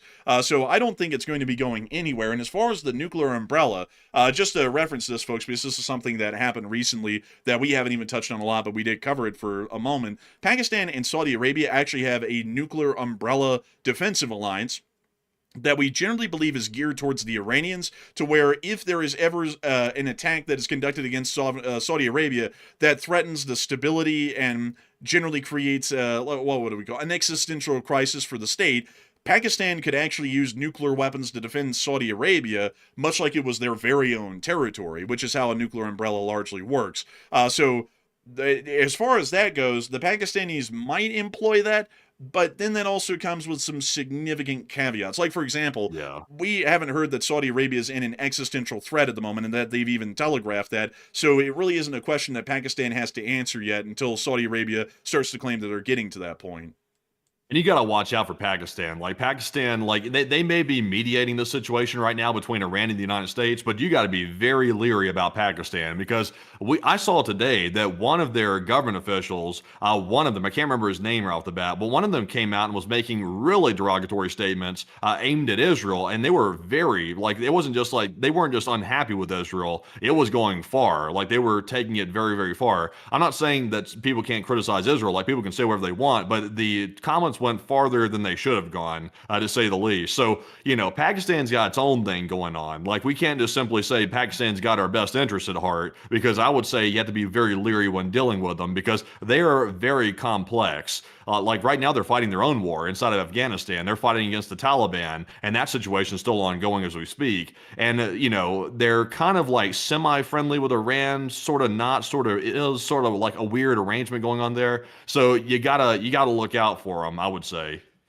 Yeah, that's true to an extent. They do have a significant concept, folks, in Pakistan, which is an Islamic Republic, of the Islamic Brotherhood concept, or Islamic Brotherly Nation concept, which is a better way to explain it, that permeates throughout most Islamic nations, where there's this idea that they really don't conduct attacks against each other, because it would be conducting attacks against the same people of the same faith and killing them, and that generally wouldn't be within the will of Allah, which is the name for their God, which in Arabic just means God. So that generally is the reason why we would say there might be a little bit of hesitancy there with Pakistan, because generally any country that leans heavily into religious theology across the board, but here in particular in the Middle East, this would be Islam, they generally are a very gray area sort of a country when it comes to things. That's why we're seeing that most Middle Eastern countries haven't taken armed action against Iran yet, because a lot of them have been saying, this isn't really a brotherly nation act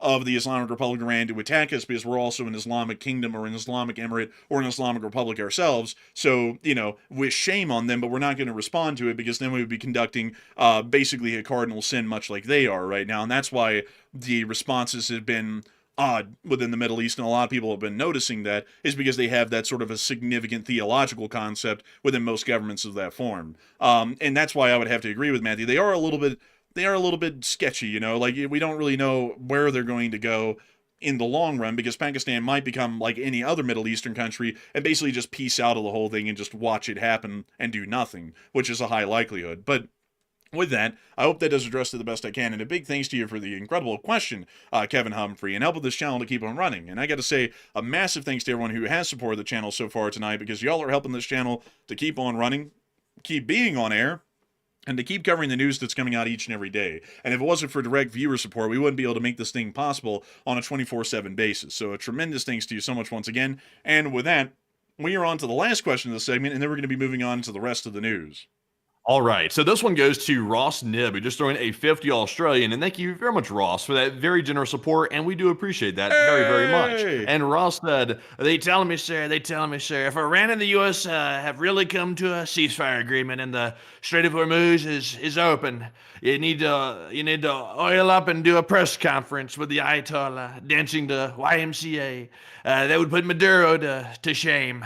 Man, like, that's not out of the question, like that might not be entirely out of the cards at the moment. I'm not here to play cards, and he wasn't. Like, he's not playing cards. He's playing a totally different game. I don't know what type, but he's winning it. But outside of that, though, I do have to say humongous thanks to you for support, Ross Nibb.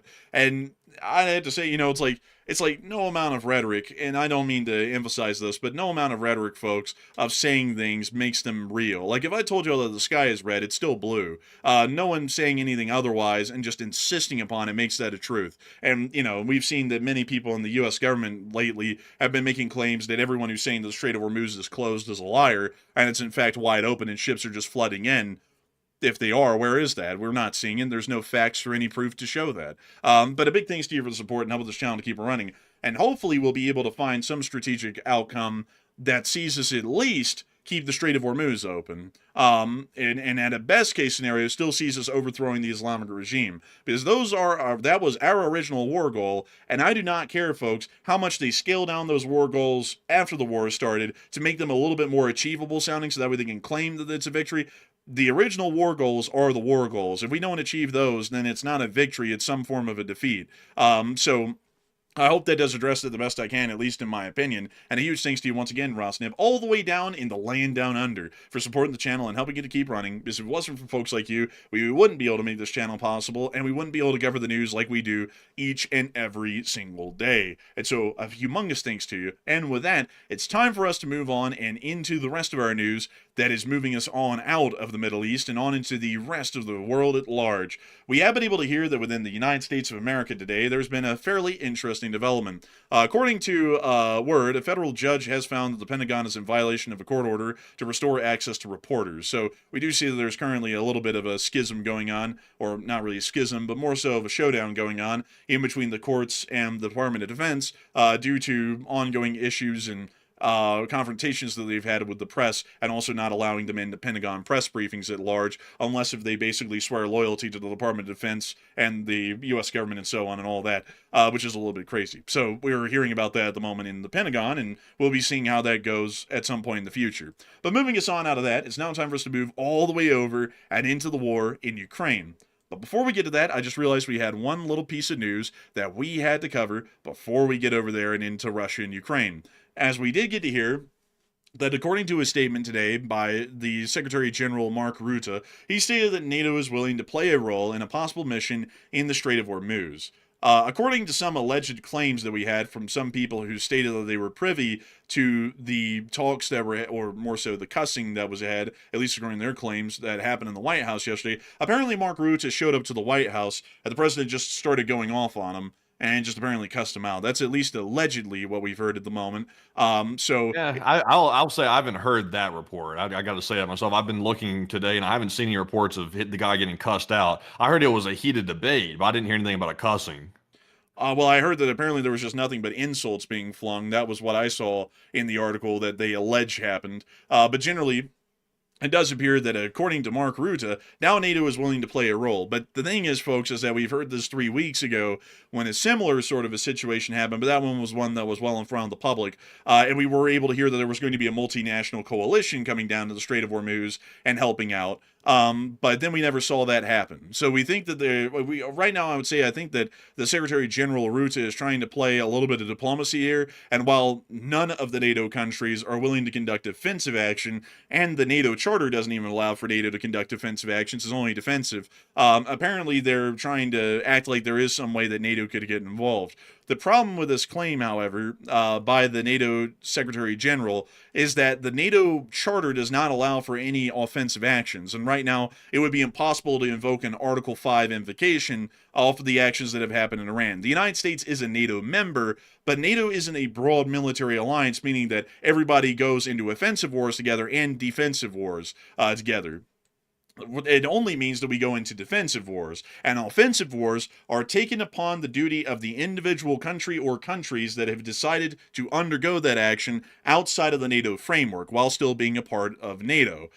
So for that reason, it's impossible for NATO to declare and demand that all NATO members go into an offensive war down against the Islamic Republic of Iran, because there's no justification or actual mechanical action that could activate that in the NATO charter. It's just not possible.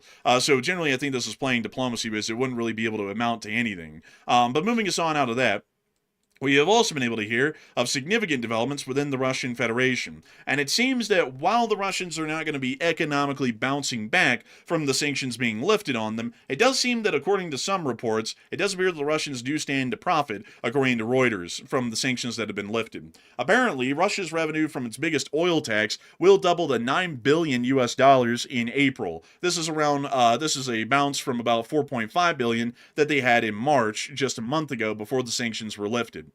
I have to tell you, however, there is some good news out of this, though. Like, it may have bounced up to the $9 billion. They're saying that's for the entire month of April. That's what they're claiming it's going to be. yeah.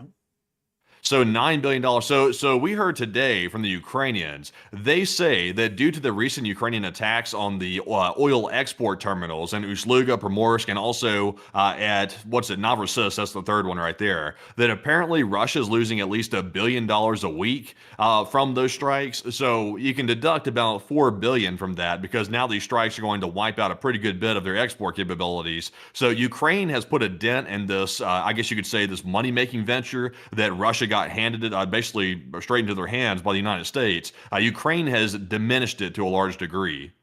And that is true. I was about to actually also get into that as well. This will not recover the Russian economic situation at all. And while it's going to slow it down for a little bit, this is not a large enough increase, from what we understand, to one, recover the Russian oil companies that are actually making the profits, and two, to be able to try and float the Russian Federation's budget either. To give you all a little bit of information, the Russian Federation's current projected budget annually for their military alone is around $250 billion a year, and it's such a significant expense that it makes up about 10% or more of their GDP right now, from what we're largely hearing out there. To be entirely honest with you, what's crazy is that some reports out there have stated that with the current Russian economic activity and their properly calculated GDP, the Russians are spending about 1/3 of their entire GDP on military spending alone, meaning that even with it doubling from $4.5 billion to $9 billion in oil taxes, that is absolutely nothing in terms of turning the situation around for the Russians. It slows it down at best, maybe for a few weeks, but it doesn't do enough to actually turn the situation around where the Russians are getting massive strategic breakthrough and an economic breakthrough to keep the war going for far longer. There's just no way in hell that would ever mathematically work out. So from what we know, it is helping the Russians a little bit that the sanctions were lifted, but it's not going to help them enough to really change the general outcome of how this war is going right now. We did get to hear the Ukrainian drone and missile attacks have been conducted in a large scale throughout the day once more, with Ukrainian drones being reported to go on these vectors here into the Russian Federation, and we've also been able to hear that apparently the monitoring channels have reported that Ukrainian Neptunes are heading for Le Swamp. We were able to hear that apparently flamingos were heading in towards the Moscow region, and we also saw heavy missile activity reported near to the Russian Don region as well, which is near to the Don River. And I don't know why in the world, folks, someone pointed this out to me on stream. I said on the last stream, this is the Don region. We have no idea why it's called the Don. For some reason, it just didn't cross my mind. It's literally called the Don region because the Don River runs through it. That's why Rostov-on-Don is Rostov-on-Don. It's Rostov on the Don. So I don't know why in the world I forgot that in the last stream, but that viewer is correct. It's called the Don region over the Don River. But anyways, moving on from that, we did get to see that some of these drone attacks earlier in the day had already resulted in kinetic damage. And I mean real kinetic damage. Oh man, I'm telling you. We were able to see that there was a significant attack that was conducted in Nizhnekamsk, which is in the Tatarstan Oblast. This little town right here is directly along the Kama River. And I guess you could call it chameleon. But outside of that, there are significant economic activity zones within this area, including a large oil refinery, which we can see right here, and a power plant. And we can also see some larger industrial concerns nearby as well. This is what they call in Russia an industrial city, and this one was actually largely created, like many of the others that are kind of closer to the Ural Mountains, under the reign of Joseph Stalin, who was the General Secretary of the Soviet Union from about if I'm not mistaken, it would have been about 1925 to 1953.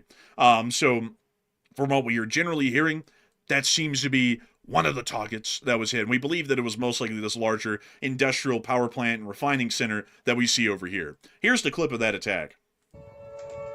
Oh, bliat. Oh. Oh man, I'll tell you what, that wasn't no chameleon there. That thing right there wasn't blending in at all. So creating a little bit of a situation. Man, I gotta tell you. And also in Saransk in Mordovia, which is also nearby, there was also what appears to be an impact within this area. Oh.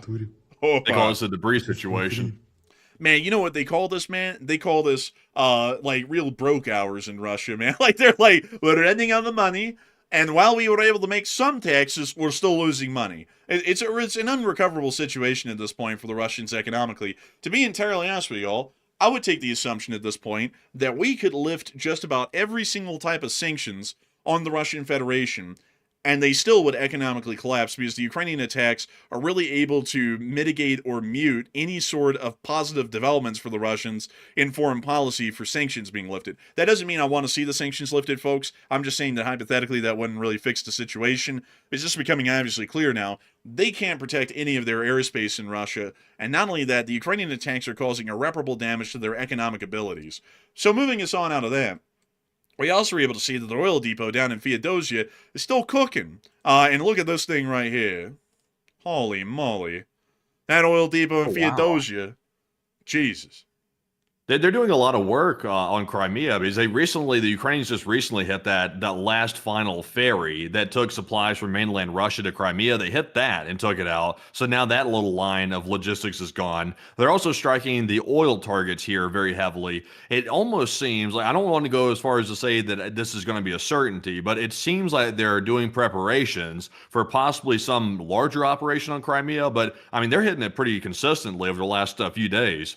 They certainly are, and it will be causing some supply issues or logistics slowage within this area because they aren't able to get railroad cars across the strait at this moment unless if they use the Kerch Bridge, which might get hit here in the near future. And it also appears that fuel stores of oil and other sources are being targeted and destroyed within Crimea at large. This could see that a significant slowing of economic and more so logistics activity of the Russian army will start to occur within Crimea and Kherson, and possibly even within the front in Zaporizhia as well, which may see that the Russian army becomes a lot more sluggish and slower to react, which will give the Ukrainians a tactical advantage regardless of the operations that they want to conduct from there. We have also been able to hear, speaking of attacks behind the lines, that within the area of Melitopol, that humongous, I mean, I gotta show this to y'all on satellite because I cannot exaggerate this enough. This humongous substation right here, which is unbelievably large, was attacked again today by the armed forces of Ukraine, and we were able to get some pictures out showing us the substation on fire after a direct impact. Holy moly, boy. I mean, that's really some damage right there, I gotta tell y'all. And it does appear that at the moment, it seems from what we can tell, folks, that the Melitopol area may be out of power, and some larger power lines within this area may be out of any sort of voltage because of the substation attack, which is beautiful to see, wonderful thing to see, because it's going to be putting the Russians on the back foot strategically within this area. Moving us on from that, we even saw that the Ukrainians attacked Luhansk again tonight with FP2 drones, and the damage was fairly significant once again. Here's a little fire that was caused by one of those impacts in Dovchansk. We believe they hit another ammo depot. Pretty big, pretty big.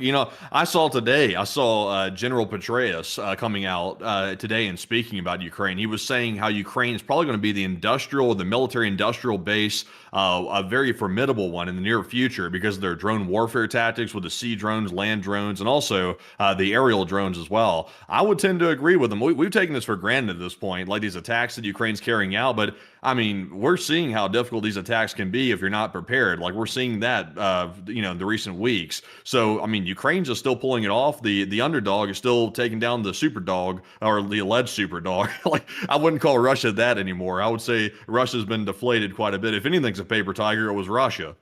Man, I got to tell you, you know something, Matthew, that America as a theory and the current U.S. government loves. What's that? They always love an underdog story. Oh! But anyways, we also were able to see some impacts within the city of Luhansk as well overnight. Let's take a look at these. Oh, boy, yeah! Oh, crap. Was that a drone or was that? I thought the caption said FP2. Was that referring to a drone? Bah. The FP2 is basically like a souped-up Liudi, basically. Wow, that's a big explosion. I mean, look at it. Jeez! Man, that's something else right there. The Ukrainian armed forces have been trying to target generally infrastructure that supports the Russian army in the rear line and also their logistics infrastructures front-wide in occupied areas. They have been conducting significant damage over the past week as a prevailing trend, and it does appear that due to this, Russian supply lines might even be stretched farther than they are right now. How Russian supply lines work is pretty archaic, but to give you all a little bit of a rundown for the strategic overlook here, because this is the most important one we get out of Ukraine today, Russian supply lines operate primarily off of railroads, meaning that around 70% or so of all Russian logistics or more are transported from one point to another, usually a railhead near to the front, by train. Once it's transported to those locations, the Russian Federation will then unload the cargo from the trains and load them, in theory, onto supply trucks, usually Ural 4320s or KAMAZ 5340s, which then transport the cargo from their railhead to their final end destination near to the front lines. It was assumed that at the beginning of the war, the Russian Federation operated most of their supply caches and supply hubs, that were railheads, from about a 50-kilometer distance from the front, meaning that they were only about 30 miles back.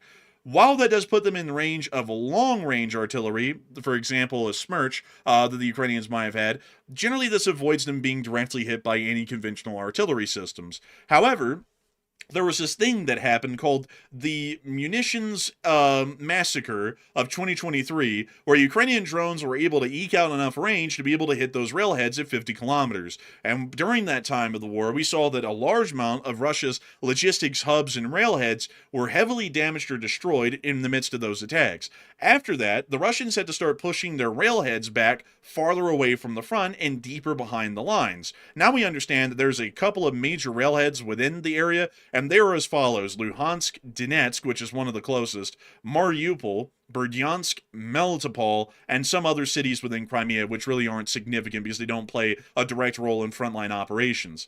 The Russians believed, for a larger point of the war, that these would generally be safe because the Ukrainians couldn't surveil these areas as easily because they didn't have enough reconnaissance drones to do that. And also, most Ukrainian drones probably wouldn't have the range, and the few that would, they would be able to shoot them down somehow, some way, to be able to protect their railheads. Now we're seeing that the Ukrainians are conducting these attacks on these railheads almost 100 kilometers deep or even farther on a very frequent basis at this point, which means that the Russians are going to be faced with two options as far as their military outlook goes inside of the occupied territories. They're either going to have to remove all of their railheads out of Ukraine and push them even farther back, quite literally into the southern military district, to be able to continue effective supply line operations, or at least to maintain the railheads as operational instead of being destroyed, which will greatly increase the length of travel that is conducted by supply vehicles, slowing down the resupply rate significantly. Or they try and keep the railheads where they are right now, and then they largely face destruction and most of the munitions are destroyed. Out of those two options, most commanders at the general front level or the group army level are going to decide to move the railheads further back, which means that the supply lines are going to become a lot longer, they're going to become a lot slower, and this also means that the Russian Federation is going to run out of supplies in firefights and combat confrontations at a faster rate, meaning that the Ukrainians will once again get another tactical advantage to some slight degree over most conventional Russian forces on the front. So that is currently what we're seeing right now as the prevailing Ukrainian strategy across the board inside the occupied territories, and we believe that they're going to be facing some decent success in seeing their plans come into fruition with these railheads getting pushed even further back, probably within the next few weeks or the next few months. The Russians are usually very slow to adapt, folks, so while that is the outlook right now, it's probably going to take some time to see that come into reality and fruition as far as the Russians reacting to it. But moving us on from that, it is time for us to get on into the actual front lines themselves. Kirill Budanov, who is, well, once was the intelligence chief of the state of Ukraine, I believe right now. Matthew, what position does Kirill Budanov hold? Because he's Zelensky's chief of staff now. Oh, yeah, I forgot. But he's currently the chief of staff, still largely involved in the bigger picture of what the Ukrainians are going to be dealing with. According to Budanov, he has stated that Ukrainian strikes on Russian oil facilities are strengthening Kyiv's position ahead of negotiations, and attacks are costing Russia about $1 billion in damages within a week. So we're largely hearing at the moment that Budanov believes that the Ukrainian attacks have a larger grand strategy to them, which they certainly do in multiple facets, one of them being that this will put the Ukrainians in a significant advantage in possible future negotiations. Moving us on out of that and into the Sumy Oblast, we also got to see the Ukrainians were hitting and burning supplies within the area. Let's take a gander. Oh, look at that. The Russians are just throwing out sacks of flour onto the road. I got to say that's man, the Russians want their sack back. I'm not going to lie, man. This looks more like a dump. Like the way they threw this stuff around. There's no order to this at all. Look at it. It's literally just a pile on the road. Man, one man's trash is a Russian's home. Oh man, I'm telling you, the supply side's terrible. Oh man, I asked for a resupply. They literally gave me a garbage dump. Oh man, I'm telling you. And the Ukrainians are about to blow this thing away anyway, so it's not like it really mattered how clean or efficient it was. It got blown away all the same. And here comes the drone. There's the impact, and there goes everything that they just got for their resupply. Nice. And now they just started a forest fire. Look at this. Smokey the Bear is not happy. Although I'm not even really sure if that can really get anywhere, to be honest. And also, you know, it'll be okay. It'll recover. Man, imagine if it did turn into a wildfire with the Russian position just being about 200 feet away. They're going to start grilling down there. Like, it's going to be a smoker. At least they got a good name for it. You know how they like name stuff like, oh, the campfire or something like that, or the bonfire. They can call this one the bombfire. You know, I actually heard, Matthew, that because of the Russians always getting kind of like cooked, basically, in these subterranean bunker complexes, they're actually calling any sort of a cooking method that uses some sort of a dug trench a Russian oven, kind of like a Dutch oven in a sort, but a little bit different in how it actually works. Very effective, though. I mean, you know, you can cook one up to where the meat comes right off the bone, basically, and stupidly enough, the Russians do that enough that that's actually kind of common, which is a little bit unfortunate for them, but, you know, it is what it is, I suppose. But moving us on from that, we also were able to see that one Russian miraculously survived today. Man, he thinks that war is great. And you wouldn't believe it, the guy survived. I don't know how, but apparently all the shrapnel missed him, and the explosion really didn't do anything to him either, because you're going to watch him right here. He gets up. He's fine. Like, that's a 1 in a million kind of a thing right there. Oh, I'm not sure if he was fine, man. Did you hear that noise? Like, you sounded like you turned into like a bumblebee. Like, was that coming from him? that Russian, you okay? And this guy went. It's like, oh, what the hell? First, there's speaking insect. Man, let's listen to that again.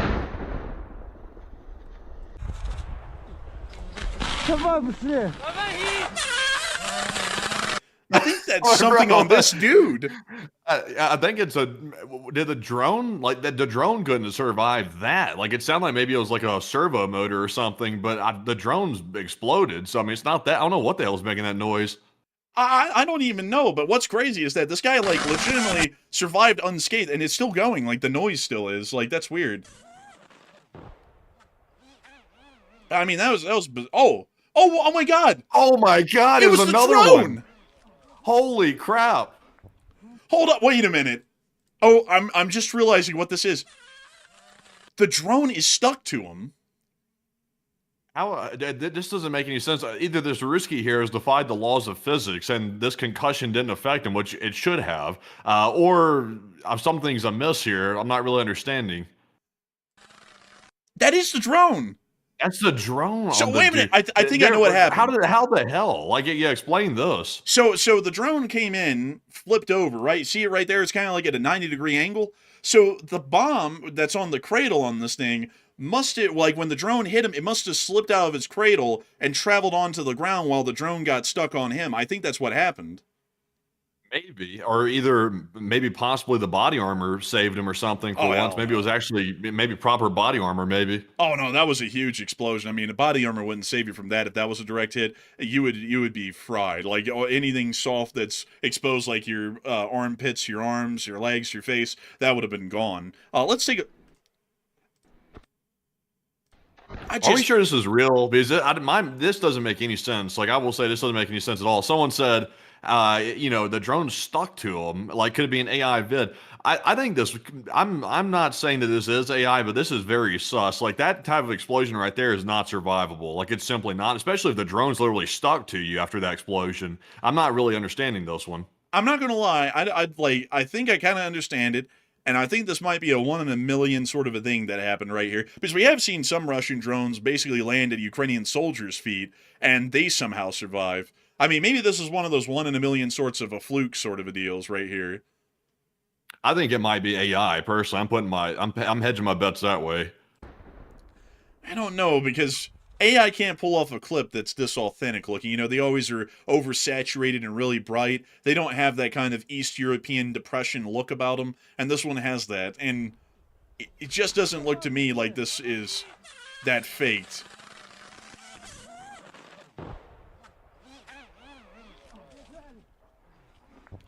I just don't think it is, actually. I think the dude's running off smoking. Like, he's literally walking off with, like, smoke coming off of him. I just don't understand. I don't know about that one. I don't know, but it is a crazy clip. Let us know, folks, what it is in the chat. Do y'all think it's AI or do y'all think it's real? Because I'm kind of leaning towards that looked real.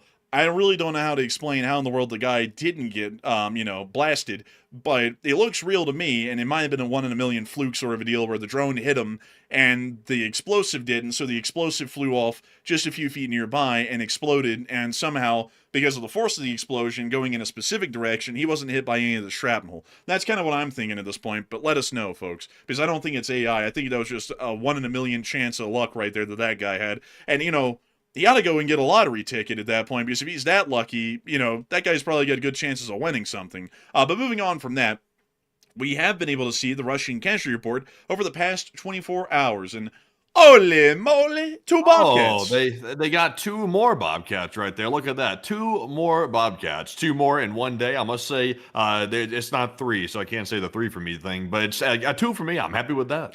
Man, a Bobcat for 2. Oh, man, I'm telling you. But anyways, outside of that, Miss Decent Keeper of the Record stated that 2,238 drones is the 8th highest daily loss. And 229 supply trucks and fuel tanks is the 13th highest. And a huge thanks to Miss Decent Keeper of the Records for always giving us an overview of the important notes of the day on the casualty report. Moving us on into the casualty report itself, 1,040 Russian soldiers were wounded and killed over the past 24 hours. Along with 2 APCs, 229 supply trucks, 1 main battle tank, 64 artillery pieces, 2,238 drones, 1 MLRS, and 2 Bobcat skid steers. All in all, not a bad day, and it does appear that the Ukrainian armed forces have been inflicting significant losses onto the Russian Federation along the entirety of the front. Moving us into the Svatove direction, we did get to see that the Russian Federation was getting chased down by the 40th Artillery Brigade, which has gone from using artillery to using drones. And also we can see that this guy went to the horror school for running away from things, as he immediately trips as soon as he tries to run away. That's usually what you would see in a horror movie, and a lot of people would say, oh, that's just cheap script writing, because no one's going to trip and fall as soon as they start running, but the Russian army does, almost every time. And we see him do it again, and that was his last. We now see the Ukrainian drones dropping bomblets from above, trying to target and hit the Russians around this area of the line, and we were able to see that they are having a significant amount of success in causing high casualties for the Russian armed forces.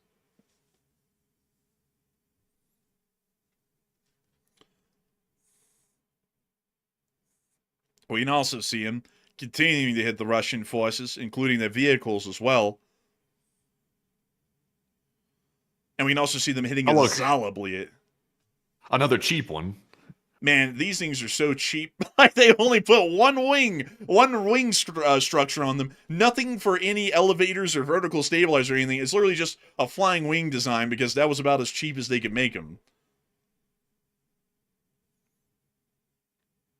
They got something right here. Oh, look at this old little, like, wannabe Jeep looking thing. Man, don't you dare discredit this thing. This is a UAZ 469. It is the mutt of the Russian army. I mean, like, these things have been around, folks, for decades. I have to show you one of these in color, because I have to say, folks, like, I'm not a big fan of Soviet stuff, but this is probably one of the better things that they ever made, is this. Because it basically is like an M151. Are you kidding? Are you joking? Hold up, I gotta show you what we had at the same time, because then it puts it into perspective.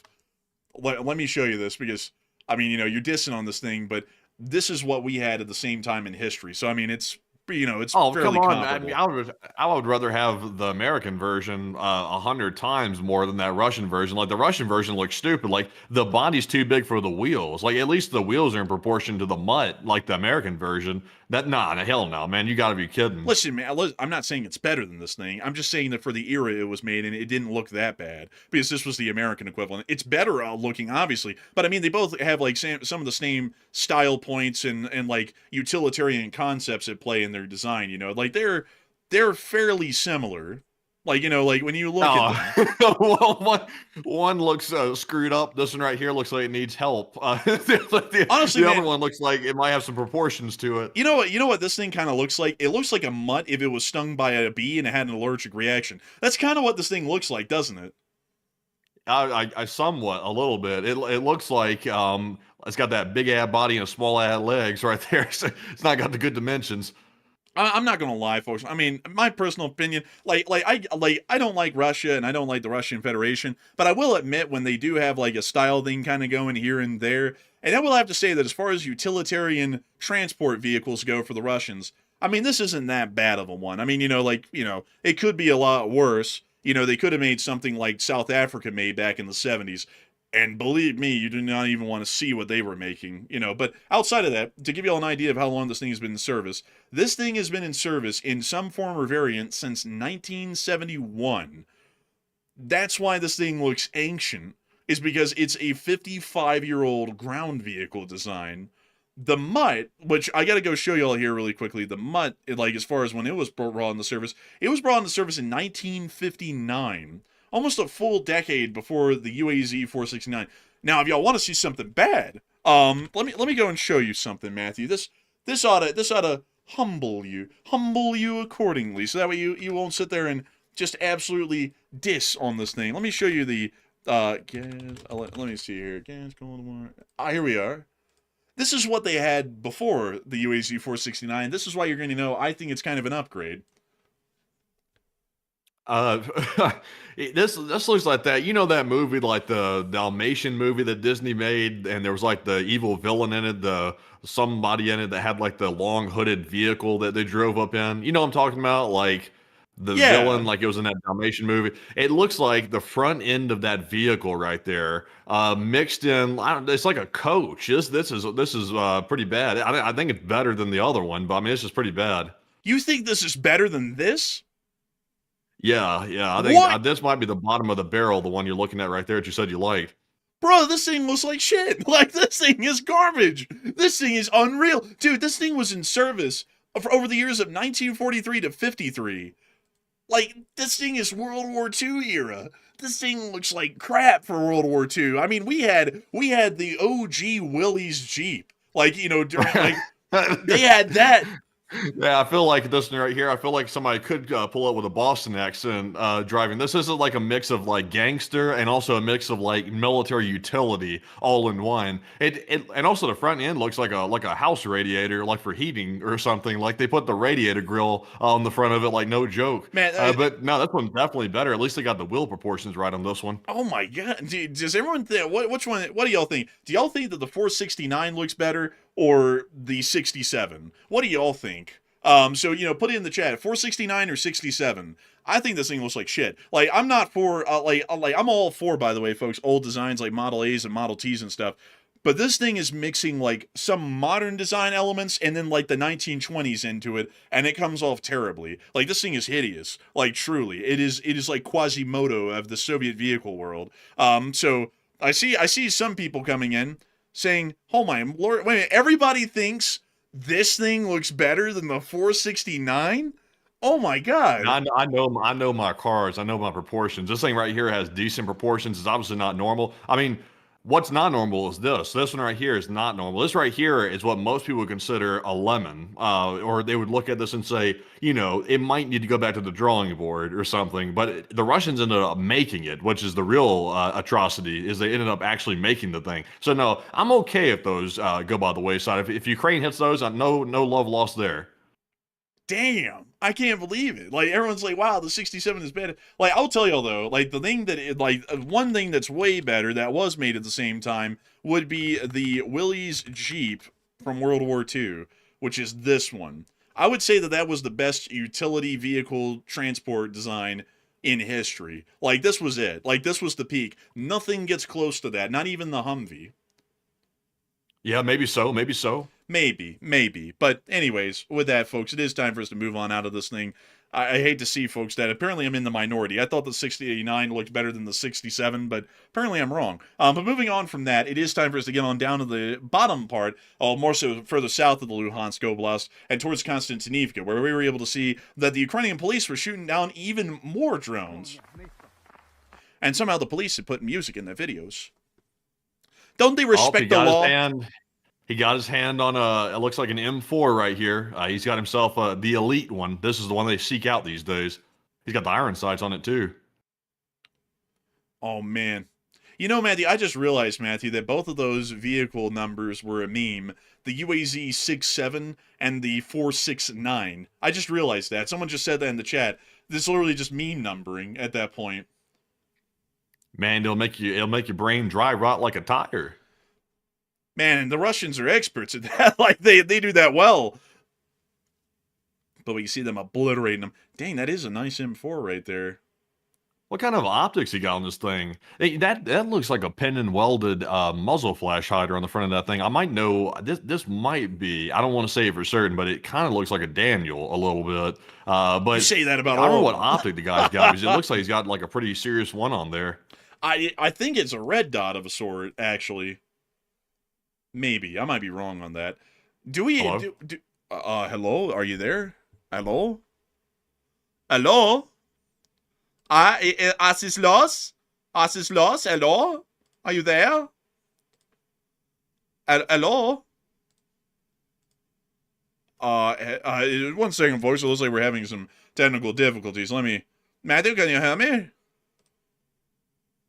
Oh, it looks like Matthew's having some technical difficulties, folks. So I think we're going to have to continue on the show without him for a little bit because as far as I'm seeing on Discord, my voice is connected fine. So that unfortunately looks like an issue that might be on his end technically. So we'll hopefully be able to get him back on air here in a moment. But I think that we'll just have to continue on with the show at this moment right now. But 1 second, folks. We can't hear you.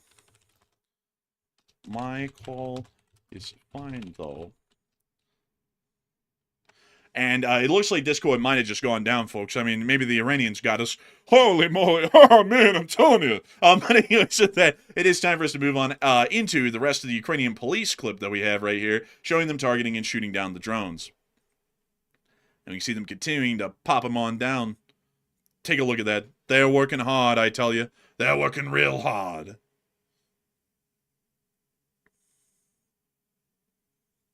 And when you see that, that's the end of the clip, and a great thing to see, a wonderful thing to see from the Ukrainian police. In the meantime, we also saw that a Ukrainian SOF team of the 4th Omega Detachment also came under drone attack today, entering the town of Konstantinivka, but luckily there were no casualties and no significant damage that was caused.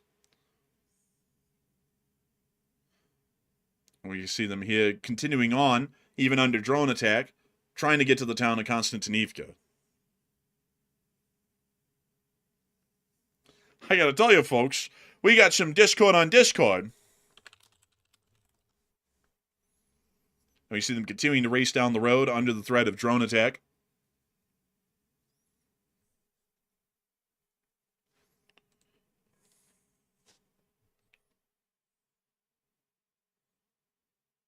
And we see them continuing to push on, even as the drones are landing around them. The son of a bitch always breaks. Oh, man, hey, there he is. There he is. There's that boy. That son of a bitch always breaking at the jam. Oh. Man, I was cussing up a storm. I'm glad that didn't. Well, you didn't. How much did you hear? All I heard was, man, that damn son of a bitch always breaking down. Oh, man, I'm telling you. I get a respect around here. I try and run a show. And I sat there and said. Popped back on. It just popped back on, like, completely randomly. Like, just, like, literally hopped back on. All of a sudden, I heard you out of the blue, like, after I got done talking there for a second. So I'm glad that didn't cut on too early. But, yeah, I guess I'm back. Man, you about thing's gonna expose me here. You about to get us a $10,000 fine from the FCC. Oh, look, the Ukrainians are actually moving from here as the clip continues. Just to show you this really quickly, we see them moving into the tree line and running from the vehicle as we believe that there's a drone coming in for it. And we can see the flash right there with a direct impact on the vehicle. And now we can see them running back to assess the damage and see if everyone made it out.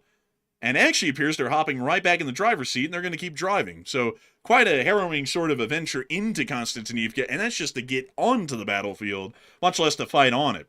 But moving us on out of that, and also, Matthew, is the screen. Yeah, the screen sharing's working there. Good, that's good. Oh man, I'm telling you, folks, we get no respect around here. We sat there and said, oh man, we wanna not have some Discord, and then Discord really gave us some Discord. Oh man, they shut down the whole service.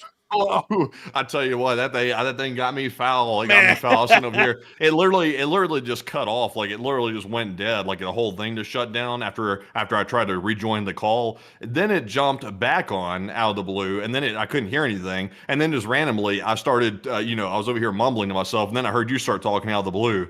Man, I'm not gonna lie, man. You came on like Popeye the Sailor. I mean, the son of a bitch always bringing that damn shit, man. I was like, what the hell? I was like, what's going on over there? Is he like losing it? I was like, that's something else right there. But anyways, with that, we also got to see the Russian air defenses getting hit today as well, with some trap music beats to soothe the moment and the occasion here. I wonder what was up with that, because I went and looked at Discord on air and I was getting 21 ms on the call. Like, it looked like it was totally fine on my end. Yeah, I mean, I don't even know. Like, it just shut down. Then it said it was trying to update, and then it said update failed, retrying, and just kept trying to do it over and over again. So I don't know what's up with it. It seems to do that just occasionally. Like, it likes to take a go at me occasionally. It likes to see if it can test my patience. Oh, I'm telling you, they're testing my patience. They're getting me wound up. Oh man, I'm telling you, and I grew up in a real rough neighborhood too. Oh yeah, you had to have great patience for that. I sat there and went down the street. I had to factor into my budget for hold-up money. Oh man, I'm telling you. Oh man, and it was real rough. Oh man. You know, every single time I went outside, I had to treat it like Sarajevo. I had to run down the street to avoid the snipers. Oh man, it was real rough, I tell you, real rough. But we see them hitting a tour right there. And we can also see them going after another one. Oh, they're trying to single them out. Oh! Oh, they actually had a real life clip of that one. Damn.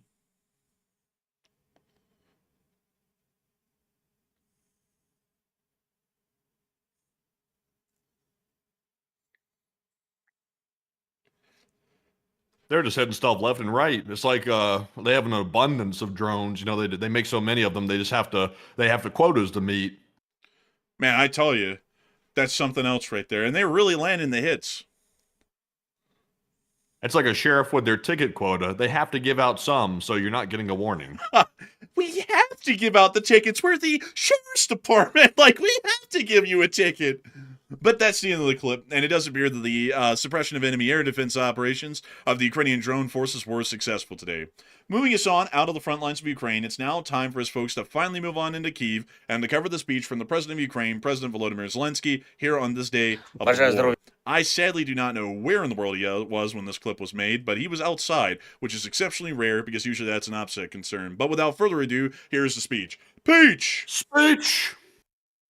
Бажаю здоров'я, шановні українці. Сьогодні ми з нашими громадами, зустріч Конгресу місцевих регіональних влад, були наші урядовці, парламентарі брали участь. Також тут, на Закарпатті, була зустріч з нашою українською угорською громадою. Важливо, що є увага і повага для всіх спільнот в Україні. Передусім, я подякував кожній громаді, яка була цією зимою активною та була ефективною. Ми пройшли цю зиму завдяки усім нашим людям, які працюють на нашу державу, на свою громаду, які фахові в енергокомпаніях та в комунальних службах. Я хочу подякувати всім вам. Добре спрацював бізнес, постачання, логістика. Реально, це наш спільний державний успіх, що плани Росії на зиму були зірвані. Зараз ми вже почали готуватись на наступну зиму. Треба не втрачати час, хоч складно забезпечити всі потреби через блокування європейських коштів для України, тих коштів, які мали піти і на відновлення, і на новий захист, на зиму, і на розбудову альтернативних мереж і генерацій. Зараз йдемо на внутрішньому ресурсі, але ми працюємо з партнерами, щоб розблокувати цей ключовий пакет підтримки.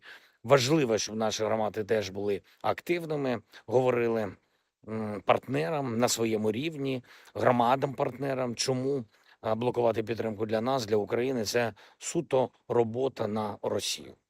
Я відзначив сьогодні нашу угорську громаду за те, що допомагає захисту, за те, що усі наші громади і угорська, зокрема, допомагають переселенцям і релокованому бізнесу. Через війну відбувається фактично перерозподіл економічної активності в країні. Західні регіони нашої держави економічно зростають. Закарпаття дуже відчутно зростає. Це не тільки про підприємства, як такі, це і про громади, про соціальний простір в громадах, про відносини між нашими людьми. Важливо, щоб всюди в Україні у нас була ця підтримка від людей для людей, і тут це є.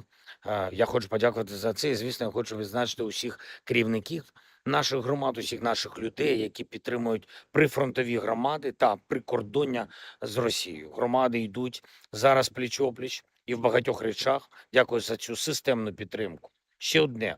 Усі бачимо, як складно стабілізувати ситуацію на Близькому Сході. Так, це правда.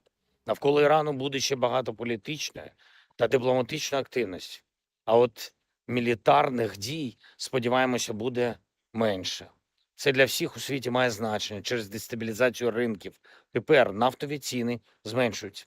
Важливо не зламати це. Світ хоче стабільності. Народи хочуть безпеки. Була доповідь секретаря РНБО. Він продовжує працювати з країнами поруч з Іраном і буде більше наших безпекових українських домовленостей. Зараз вже підготовлені нові драфти угод. На понеділок я призначив нараду про другу хвилю таких наших домовленостей. Україна свій внесок у безпеку робить, і відповідь партнери робитимуть свій внесок у посилення України. Дякую. Слава Україні!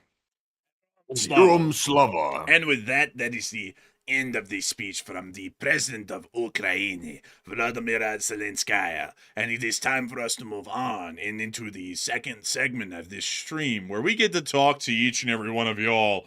And boy, howdy, folks, what a blast it's going to be. We get to talk about literally anything and everything in this segment, except for religion, politics, climate change, or whether the A-10 is relevant in modern warfare or not. And I got to tell y'all, folks, that we're going to have an absolute blast here. Oh, man, we're going to have an absolute blast. But outside of that, I do have to thank everyone once again for watching the show so far tonight. Over the course of 2 hours, we've had 130,000 people here, and we've had, 23,500 people here at the peak, and I got to thank you massively, every single one of y'all, for watching and considering this channel to be your primary source of news, because we put a lot of work and soul into this thing every single day, and I gotta say that we're always happy to see it go off without a hitch every night, to where we're able to report the news, give the analysis, and a large amount of people enjoy it. Some people hate it, but you know, it is what it is. But beyond whether they hate us or love us, all they could do was watch, and that's how it is every day. Oh man, I'm telling you. But nevertheless, it is time for us to move on into those questions. And Matthew, what do we got here? I gotta say, I love them all. The haters, I love them all. Say what? He just cut out for like 2 seconds there. Oh, I did. Well, Yeah, I was saying I was trying to get out a message of peace here. I was trying to put out the olive branch. I was saying I love the fans, I love the haters, I love them all. Like, you have to take them all in stride. You know, you have to take them, and you just have to appreciate them. You have to appreciate the kind words. You have to appreciate the hateful words too, because they say, like, there's a guy out there. They say he might be the best, possibly. They say he might be maybe the all-knowing guy. Publicity's publicity. That's what they say. And to me, I would say it's not a bad idea to operate. Now, you don't want too much bad publicity, because that could lead to a reputation decline. You don't want that. But, you know, I think we're doing okay. I think we have more positive than negatives going on these days, I would say, or at least I think. So we'll find out. I mean, people are telling me. But anyway, so jumping into our super chat questions first, then our live chat questions, and then getting our Morse code decoders of the night. We do have a $100 support from Numerian 4516, and thank you very much, Numerian, for that $100 support. And we do appreciate that very much. It's extremely generous of you. I don't see a comment attached to it. It's just straight up support, just like that. But Enforcer, what say you? And dang, I gotta thank you unbelievably for the support, Numerian, and helping this channel to keep on running. That's humongous support. And you didn't even throw in a comment. Now, if you have a question, you have a statement, please feel free to say it. We'd be more than happy to address one, because we always love to talk to everyone as much as we can, and we always like to have a little bit of a chit-chat with the folks who get to support the channel. And I got to thank you massively for that humongous support. Because support like that, folks, helps this channel to keep running every single day. If it wasn't for viewer support, the grease that grinds the gears of this channel, or more so, greases the gears to keep this channel running, wouldn't be possible. And I got to thank folks like you, Numerian, for that incredibly massive support, and everyone else who supported tonight, because if it wasn't for all of you put together, we wouldn't be able to keep our lights on and pay our bills to make this our full-time job that we dedicate ourselves to every single day. And I got to say that it's an absolute honor once again to know that so many people enjoy this channel and love to see it continue its coverage well on into the future. And so humongous thanks to you once again. I hope that has addressed that well. We're on to the next one. All right, so moving on to our next super chat, we do have a $50 support from none other than Con45, and thank you very much, Con, for that $50 Hey! support right there, and that's very generous of you. And also, by the way, let's see here, I'm going to have to bridge this one a little bit as it gets into politics. I can mention some of it, but I'm not going to weigh in on it because we don't want to take a political stance. So I'll just read the parts that are generally readable. Con said Article 25 means nothing, and he's basically saying here, everyone in the United States have accepted that the president simply does what he does, and that's just going to be the end of the story, and there will be no Article 25. Now, I will say this: we can't weigh in whether or not we would support something like that. We can't do that. That would be taking a political stance. But Article 25, there are requirements to things like that. Was that what? The 25th Amendment. What do you mean? Like that's like that would be. Are you saying it's not the article? You're saying it's it's an amendment? It's an amendment. Yeah. Okay, I thought you were saying you needed an amendment to do that. I was like, huh? I was like, why would you need an amendment for that? It's already an amendment. But there are requirements to that and stuff, and there's a lot more to it than just meets the eye. So, sadly, we can't get too deep into it, so I'll have to leave it at that. But Enforcer, what say you? Yeah, sadly, we can't really get into stuff like that a whole lot because that does start to get very partisan very quickly. Because if we make a comment on any of that, then we're basically saying that either we support the president or we don't support the president. And as far as our analysis goes, we'll say that grave mistakes are being made. But as far as how people take that and run with it, and then they want to say to invoke the 25th Amendment or not, then that's on the specific viewer. But we don't really get into that territory because that starts to get just inherently political, But it's kind of it's a weird thing, folks, because at this point, a whole bunch of people want to claim we're political because we just call it for what it is in the Middle East, and we're like, it's not really going too well, and things are going quite badly at this point, and it's just a mess, and it is, if you objectively look at it, it is, and then we get called political for that. But that's what we dealt with in the last administration as well, to be entirely honest with y'all. Whenever we point out that the last president didn't do something well, then a whole bunch of people would say that we're clearly political from one side or the other, and we just call the shots for what they are. If they're good, they're good, and if they're bad, they're bad, but sadly we can't get into that one. But a huge thanks to you for the support and helping this channel to keep on running, and with that, we are on to the next one. We also have a $50 support from none other than Marion Deemert. And thank you very much, Marion, for that support once again. Very generous of you. And we do appreciate that consistent support. And Marion said, you guys rock, and thank you. And I gotta say a humongous thanks to you for the support, Marion Deemert, and thank you so much for those kind words. I like to think that we rock, or more so, I climb rock. And I gotta say, we are massively appreciative of folks like you who have been around for an incredibly long time supporting this channel, because folks like you help to make this thing possible and help us to keep this thing running. And if it wasn't for folks like you, we wouldn't have been able to be on air for the first 100 days or the last 1,500 days that we've been on air. And I gotta thank you so much for that once again. And so, humongous thanks. And with that, we are about to be moving on to the next one. Oh, but before we do, Matthew, I just realized I should share with the people something that I did today. I got to tell y'all, folks, I've been riding on this high ever since I got back from it. I got back from it, and I went right to work. I made it today, folks. I got to say, like, this isn't really much for most people because, most people are very fit, but I'm trying to get fit. I made it all the way to the lower falls at Bell Canyon, and from where I started in the parking lot down here, I have to tell y'all that was a 2,000-foot elevation gain over a round trip, 2,000 feet up and 2,000 feet down, over about, from what Strava said, like a 5.6 mile hike. And I was really proud of that today because it was an adventure. It was a crazy one. I absolutely enjoyed it from top to bottom. You know what, Matthew? Let me get the pictures and put them on the Discord, because I didn't take all the pictures that I did last time, folks, because, the rest of the trail, you can only kind of photograph it once, and then that's that. But I got up all the way to the lower falls, and I got to show you what they looked like today, folks, because it was really something. So let's see here. Here we are. There they are, right there. All right, done. And then we want to upload these right here. So here we are, folks. Y'all are gonna love this. This was the best scenery I've ever seen. It's like from a Ricola ad. And so Matthew can also see them in the Discord as well, but I'll have to kind of like telegraph to him what we're looking at. So we're looking at the first picture, Matthew, in the top left, and then we're just gonna be moving from there to each picture. But this was where I got up to today. It was about 2,000 vertical feet of elevation.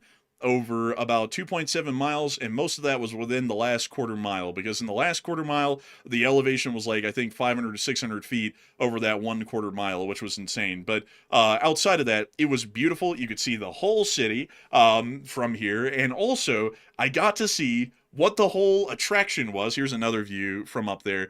But the falls, the lower falls. So I made it to the fourth picture, by the way, Matthew. And that thing was roaring. It was so cool. And the water actually trickles off at the top of that fall off to the right side of screen, which is actually where the trail is at. And it actually flows over the trail a little bit. It's not like the waterfall itself, but the water does. And I got to tell y'all, folks, that stuff was freezing cold. It was basically almost freezing in temperature, the water that was on that trail. But it was really nice because I was hot as hell and absolutely worn out.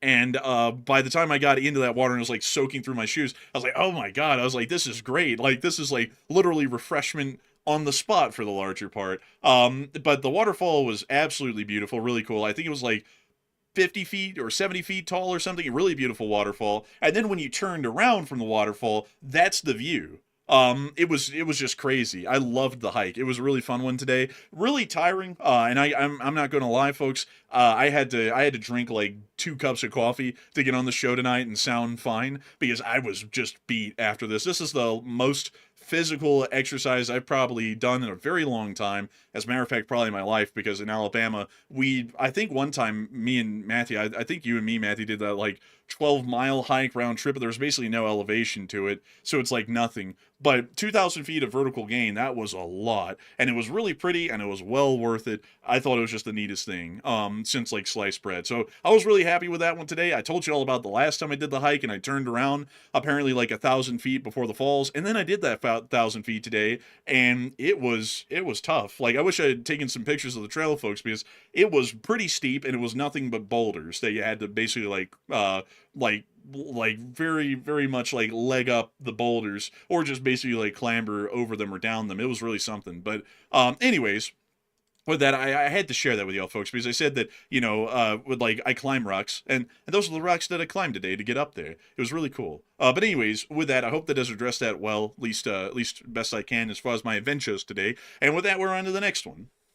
All right, and our next one goes to B. Woodward. And thank you very much, B. Woodward, for that $22 support. We appreciate that. And they said the fact that the CIA can find a weapons officer by his heartbeat signal and the angst of Iran, we should not dismiss the U.S. CIA capabilities finding any individual on God's earth, and LOL, Slava LSA. Now, I will say this, the CIA has interesting technology, but they're also not omnipotent either. That's part of the mystique around it, and they try to, form that mystique. Just like, for example, the FSB tries to do that as well. Pretty much every intelligence agency on the planet tries to make themselves seem larger than life, because that's part of the intimidation factor of those agencies, and I think they do that on purpose. So they say they found him by the heartbeat. I saw a lot of people trying to call BS on that. I don't know if it's real or not. They claim it's real. It sounds wild, like the story about them finding him like 40 miles away using just the heartbeat, the electric signals from the heart. That's wild. I saw some people saying that apparently it's like beyond physics, but I don't really know. It's above my pay grade on that one. But Enforcer, what say you? I would have to say, generally, I wouldn't know about that either, B. Woodward. And also on top of that, the other thing is that the CIA can find anyone in the world, but as far as we're concerned here in the United States, the U.S. government can find you pretty easily these days through a myriad of means, not using that. A lot of people don't really think about it that way, but they easily can. Like, for example, to be able to get a driver's license or any other form of government ID, you have to have a permanent address, and you have to update that pretty regularly. So if you move, you have to update whatever jurisdiction you moved into, that you moved there, and possibly get a new ID and a whole bunch of other stuff. I mean, for driver's licenses these days that are using the real ID system, you have to show them a million things to be able to get a driver's license, and most of that's giving away where you live. So the government doesn't even need that to find you. Like, if you went on the run somewhere in the mountains, they'd find you pretty quickly with thermals for the larger part, because a lot of people wouldn't be off in the middle of nowhere trying to hide from the government, so they'd find you that way.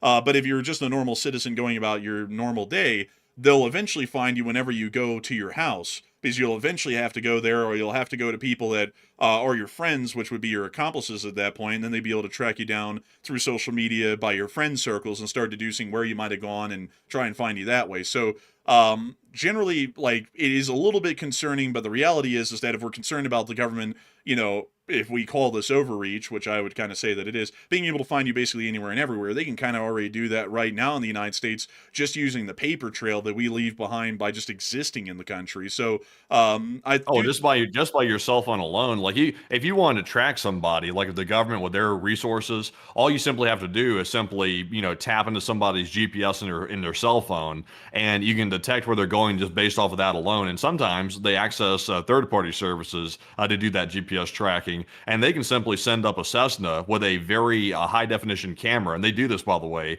It's mainly, I think it's used by primarily the FBI, to my understanding. But there's Cessnas, and they have this large camera pod that extrudes from the rear of the aircraft. They send them up, and they can track the GPS location and generally keep an eye on where that thing's going. Like, for example, if somebody's going to like a meetup or like some rendezvous or something like that, they can simply send up the Cessna with the camera on the back, and they can track the car or wherever it's going all over the place. It's called wide area scanning, I think. And it's kind of a little bit scary, to be honest, but it's very effective in some cases. Also, I see a lot of people saying, well, leave it at home. Let's say, though, hypothetically, you throw the phone away, you leave it at home, and then you just go booking it in the woods because you think that the government's after you.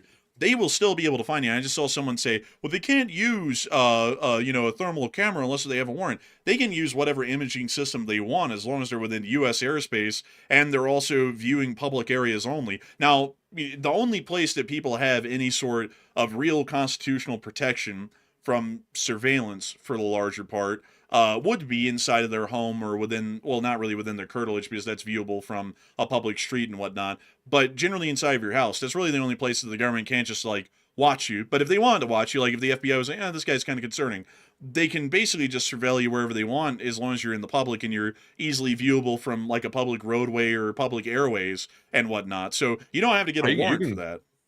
You can be surveilled in your home. Like if they have a warrant for it, and sometimes they can do a warrantless depending on the circumstances. It's technically not constitutional, but they've done it in the past. But they can definitely surveil you in your home. Like, for example, smart TVs, they have cameras in them now. That's one method. There was leaks a while back that showed that they can generally not have to activate your TV. They don't have to turn on the power mode for it. They can just tap straight into the camera, and you'll never know it's being surveilled because the TV never turns on. That's something there. Also, your webcam and your smartphone, your laptop, stuff like that. And also the new smart cameras too. Those can be tapped depending on what the target is. So I mean, there's tons of ways to surveil people these days. The more electronics that are in your house, the more you're able to be surveilled. That's why, folks, outside of the computer and the phone, I got none. Like I got none. I don't do the Alexa stuff or anything because it's like I'll be entirely honest with y'all. The convenience doesn't really outweigh the right to privacy, in my opinion. So and like people be like, well, you have nothing to fear if you're not doing anything wrong. It's none of the government's business what I'm doing in my house. It's like that's how I look at it. So I'm not going to put in a whole bunch of additional electronics that just facilitate surveillance. So he's like, that doesn't really make too much sense. Get around it. You can't get around it because if you don't have cameras in your house, guess what? There's another way to get a visual of what's happening inside of a building or a structure. You can simply tap into the router, and you can use the Wi-Fi signals bouncing off of objects to basically geolocate where objects are in the house. So if somebody's moving around in the house, you can see where somebody's at based on the router signals bouncing off of that person's body, and you can track where they're moving to. So that's another method that's recently been developed, is that one for a large degree. And I see some people mentioning that, by the way. You can pull it up. Like, you can pull up a router, like using a router as like a camera. It's definitely 100% possible. I've seen it. That's interesting. Also, I see one person saying, don't assume you don't have rights. Trust me, this is a bad path to go down. We have rights. Well, I mean, you have rights, but as far as like not being observed within the public, those rights fall down to the common right that's understood that you can't stop anyone from filming or watching or observing people in publicly accessible areas that are not on private property or within the confines of one's home, because there is no expected right to privacy in the public. Like, I mean, that's also why you see all these little cameras that are put up on the side of roadways and stuff that read license plates that are put up by private companies, because the reality is they're, at least constitutionally right now, according to the Supreme Court and other federal courts around the United States, there is no expected right to privacy in a public area, and there never will be, because it's a public area. So I mean, the cops could sit there, like a cop could sit there if you go to a public park, and they could sit on the other side of that park with a camera, and they could just sit there and take pictures of you. They already do that with body cams. And there's nothing that can stop them from doing that. And if they believe that you're somewhat suspicious, I mean, they can even really generally follow you kind of back to your house for the larger part without even initiating a traffic stop. And all of that generally would be most likely considered by a court acceptable, because you're either on a public roadway or you're in a public space, and there's no expected right to privacy there. Now, on the other hand, though, if they're trying to search the curtilage of your home, or if they're trying to search the interior of your home, they generally will have to have some form of a warrant, a search warrant for that, or a seizure warrant of some sort, unless if there's some sort of an exigent circumstance, like there's a threat to someone's life and they're inside that house, and then they can bust down the door and go in there without a warrant to try and stop that person from being killed by some nut or whatnot. So that's generally how the laws work regarding privacy, at least in like common public forums and stuff and whatnot, and then the privacy of your home and such. But anyways, and also, that's my understanding of the law. I have to make that clear. I'm not a legal expert. We only went to law school for about a year. I'm not a legal expert, folks, but that's how. Do you know how you get around it? Do you know how you get around that though? Like if you're in government or you're in law enforcement and you want to try to get around something like that, and this mainly applies for the feds, really, not really like state authorities for the most part. But if you're in the feds and you want to surveil somebody, the way around getting warrants is to determine if they're a foreign agent or not. If someone is suspected of being like a foreign agent, or someone is, possibly like a spy or something like that, then FISA comes into effect. And with FISA, you can generally get warrantless searches for that. That's my understanding, at least. I think they've sort of like come up with some interpretation to get around the whole warrant situation with that, which is kind of how they sort of justify mass surveillance to a large degree. So they can sort of tap into stuff, they can check into it, and it just sort of is what it is. It's kind of like a bit of it's not really a gray area, to be honest. It's just more like they're kind of doing what they want. That's more of the appropriate way to describe it. But they certainly have done it, and we've seen it in the past leaks before. Yeah, that is true. But also another thing, folks, here's another thing. They can't just surveil you whenever the hell they want, however the hell they want, and then charge you on any of that, because they would have to have a warrant to be able to say that that is, how would the technical legal definition of that go, Matthew? Admissible evidence, because they can't just collect anything they want on you, and then if they bring you up on trial, be like, here's this entire box of shit that we don't even have a warrant for, and we're just going to admit that as evidence. They can't do that because none of it was obtained with a warrant, meaning that it was obtained, at least for the purposes of admissible evidence, unlawfully, and that evidence would then be stricken, and a jury would never see that or hear about it because it was never obtained with some form of a warrant or some form of a legal process. So as far as surveillance, they can they surveil about as much as they want, but in reality, the truth is that they can't prosecute you on any of that unless they went through an actual legal process, like getting a warrant and whatnot to find that information, and then that would make that admissible evidence in a trial against you if they ever brought you up on a charge for something. So that's also another thing where they're like, well, it isn't that bad that, we're basically violating everyone's right to privacy and such and whatnot. That's largely laid to claim under the 14th Amendment and the 4th Amendment, because we can't actually use it, and then they make that claim. But generally, I'd be entirely honest with you, an invasion of privacy is an invasion of privacy, whether they're able to use that against you or not. Yeah, you know what's disturbing though is I mentioned FISA, and also, by the way, if you're not familiar with that, FISA stands for the Foreign Intelligence Surveillance Act of 1978, which everybody probably knows what a FISA court is. I'm sure people have heard about that in the media because that's been a hot topic for a while. But the FISA court is interesting because it's a secret court, and that kind of is an odd concept in itself. A secret federal court. It's kind of a weird concept, but it was established like back in the 70s, and they review and they also consider requests for electronic surveillance and anything relating to investigations involving foreign powers. They like rule on stuff like that. But here's the catch, though: you don't get to actually hear the court rulings. You don't really get to see the process of it either. It's all in secrets, behind closed doors. It's not open to the public. So, I mean, we don't really know what's going on in these FISA courts. That's the crazy part about it. The American people don't get to see that. You just have to assume that they're following the law. law. That's you sort of have to have faith in that. And unfortunately, in the past, we've seen that they've issued rulings which are, at best questionable, I guess you could say, when it comes to like mass surveillance and dragnet surveillance and things like that. But it's just a weird world. Like when you start getting into secret courts and stuff like that, and these rulings that have no real like oversight to them, it's just a strange environment. It's really odd. Well, it's one that makes you think, it's like, I have to say this on air, folks, because considering that there really isn't any oversight, and there can't really be any oversight because most everybody doesn't know what these FISA courts are doing, what if what they're doing is unlawful, on certain warrants for searches and whatnot, or surveillance? It's like, what if these warrants are being issued without any real reasonable suspicion that someone is actually in the charge of conducting some sort of actions for a foreign nation or whatnot, Well, as a foreign agent? It's like, how do we know? Well, if you, here's the you can appeal. You can appeal to FISA court. Here's the thing. This is gonna probably make people probably bust out laughing.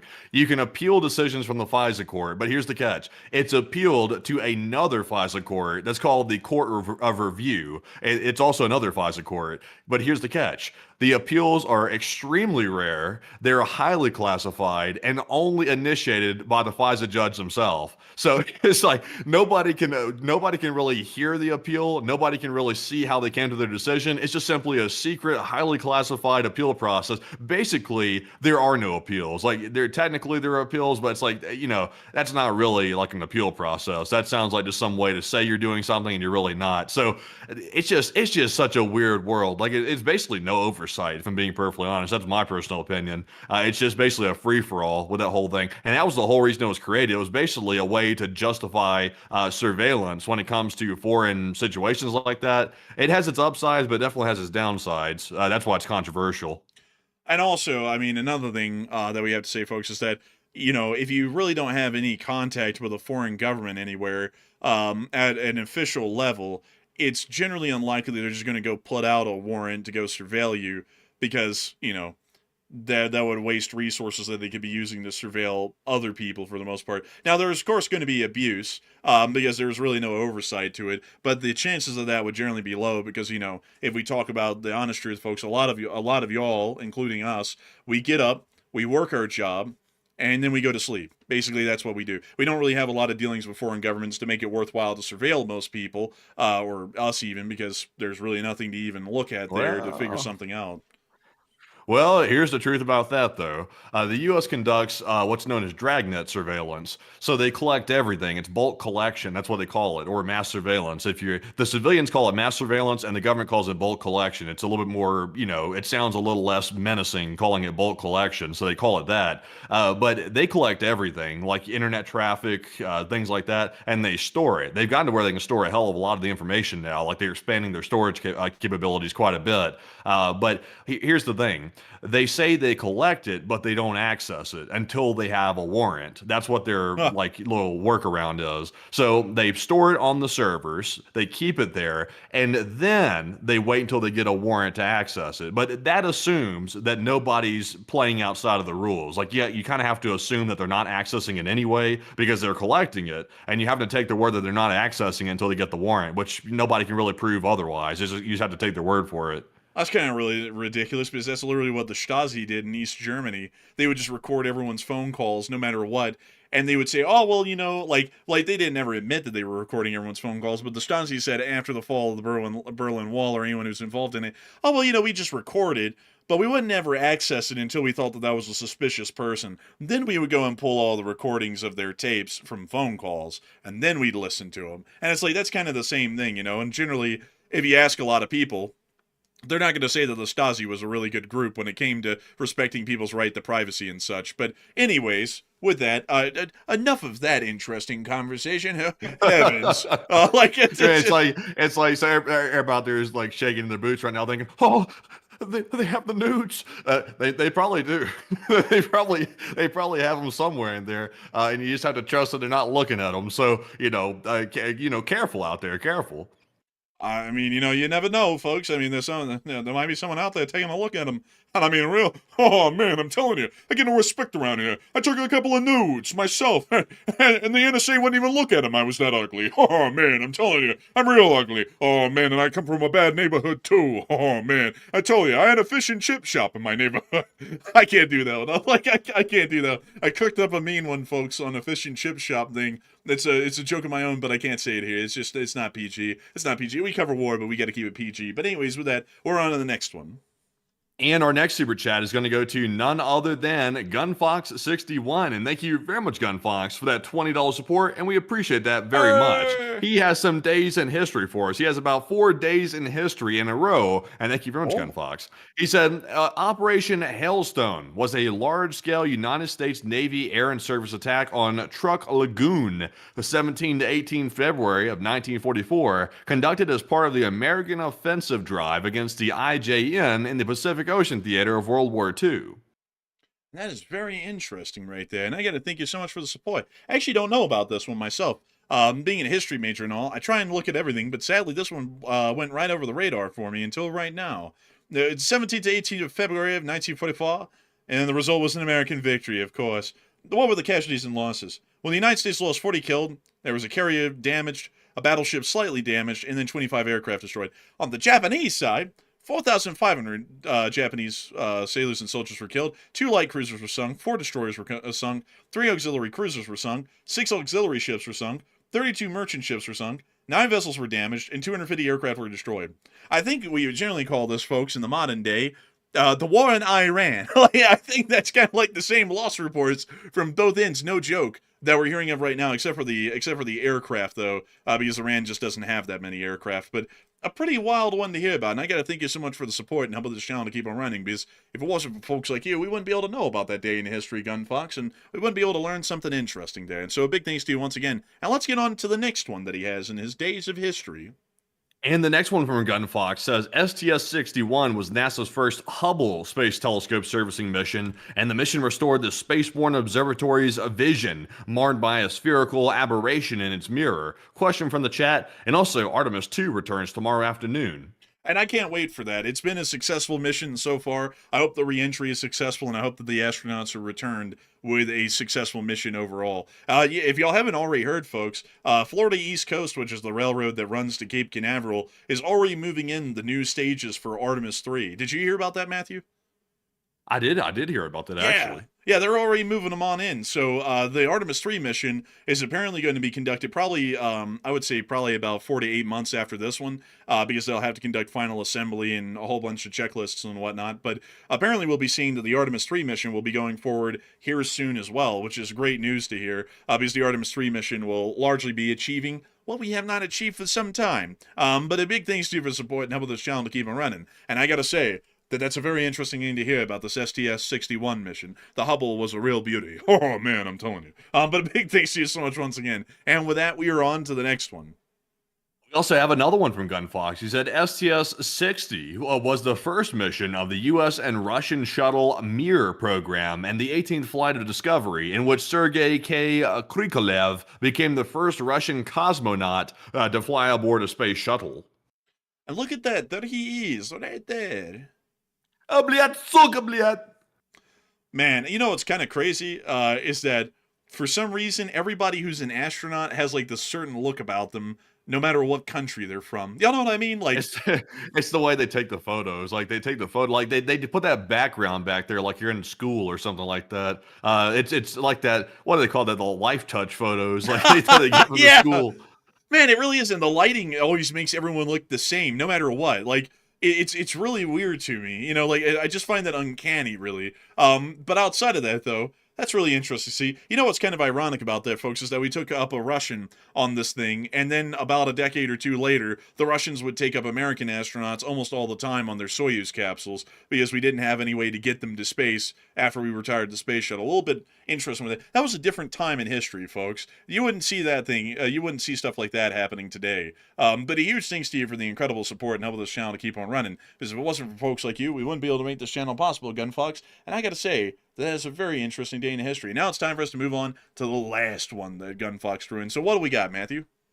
And his last one said STS-62 was a space shuttle program mission flown aboard Space Shuttle Columbia. The primary payloads were the USMP-02 microgravity experiments package and the OST-2 engineering and technology payload in the cargo bay. I gotta say, it's very interesting. This picture goes hard out of this thing. Apparently, this is a shuttle glow phenomena. That is wild looking, man. That looks like some sort of like a movie, like trailer poster or something like that. That's really cool. Yeah, it does look like that. It looks like it's real hot. It's real hot. They said the hottest thing. It's the hottest thing since the Artemis 2. That's what they call it. So they said Artemis. They call it Artemis. What does Artemis mean? You might say. I know what it means because I know everything. Artemis. What does it mean? Apparently, it's goddess. That's what they call it. Goddess of the hunt. You know, a bit of a hunter. They call him a pit bull. That's what they call him. Artemis the pit bull. Wilderness and wild animals. And also something else apparently too. We'll leave that part out though. What do you mean? Hold up, we gotta pull it up now. Let's see here.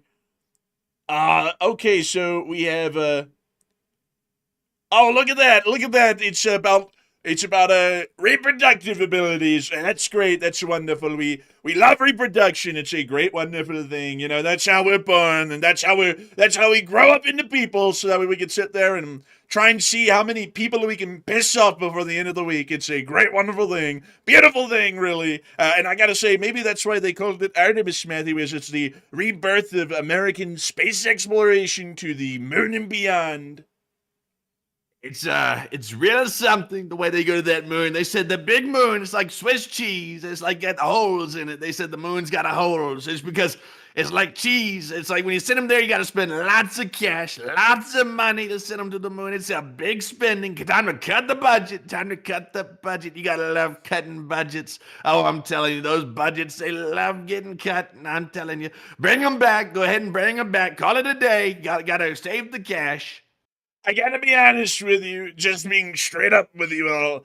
I think that this Artemis mission is a humongous waste of money because America is great, but we're not that great to where we need to really make ourselves look good. So we need to cut everything and just do nothing because that's how we become a great country, right? Like, you know, you don't sit there and you don't, move west, young man. You just say, F that, and we'll stay on the East Coast. And then instead of saying, well, let's try and make America better and give more stuff to the people, we say, let's give them less. Let's give them less Social Security because that's what the people want. They want to be dirt poor with no jobs and no retirement. It's a great, wonderful system.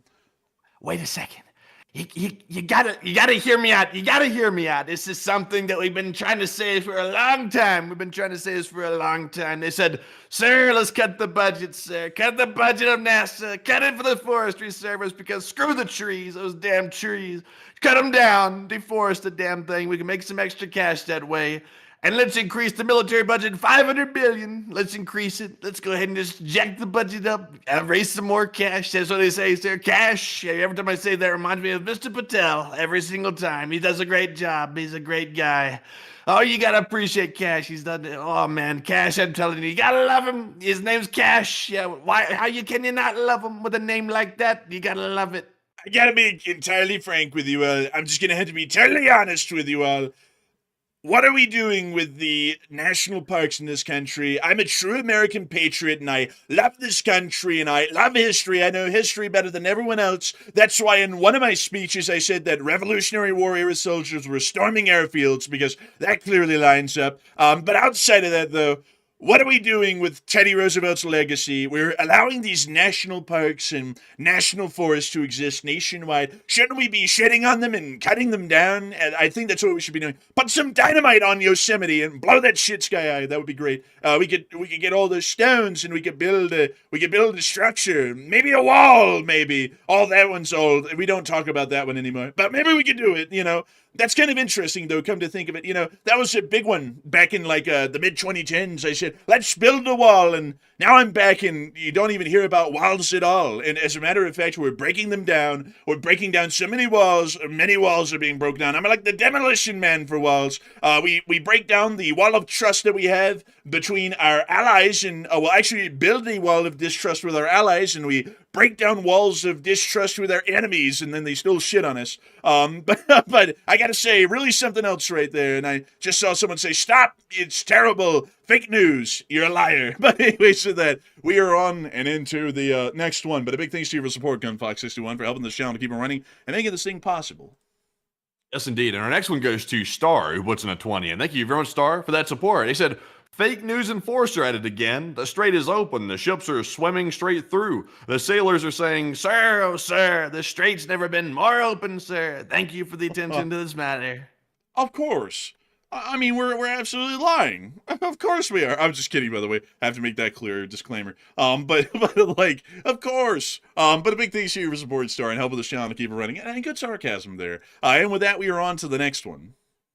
You gotta love it. You gotta love it, by the way, the fake news. You gotta love that stuff right there. I tell you what, it's a crazy thing. But our next one here goes to Game Theory, who puts in a 20. And thank you very much, Game Theory, as well, for that $20 support. And he said, can you give us an update on the Ireland riots? My understanding yesterday from the news is that there was an uprising because there's no gas.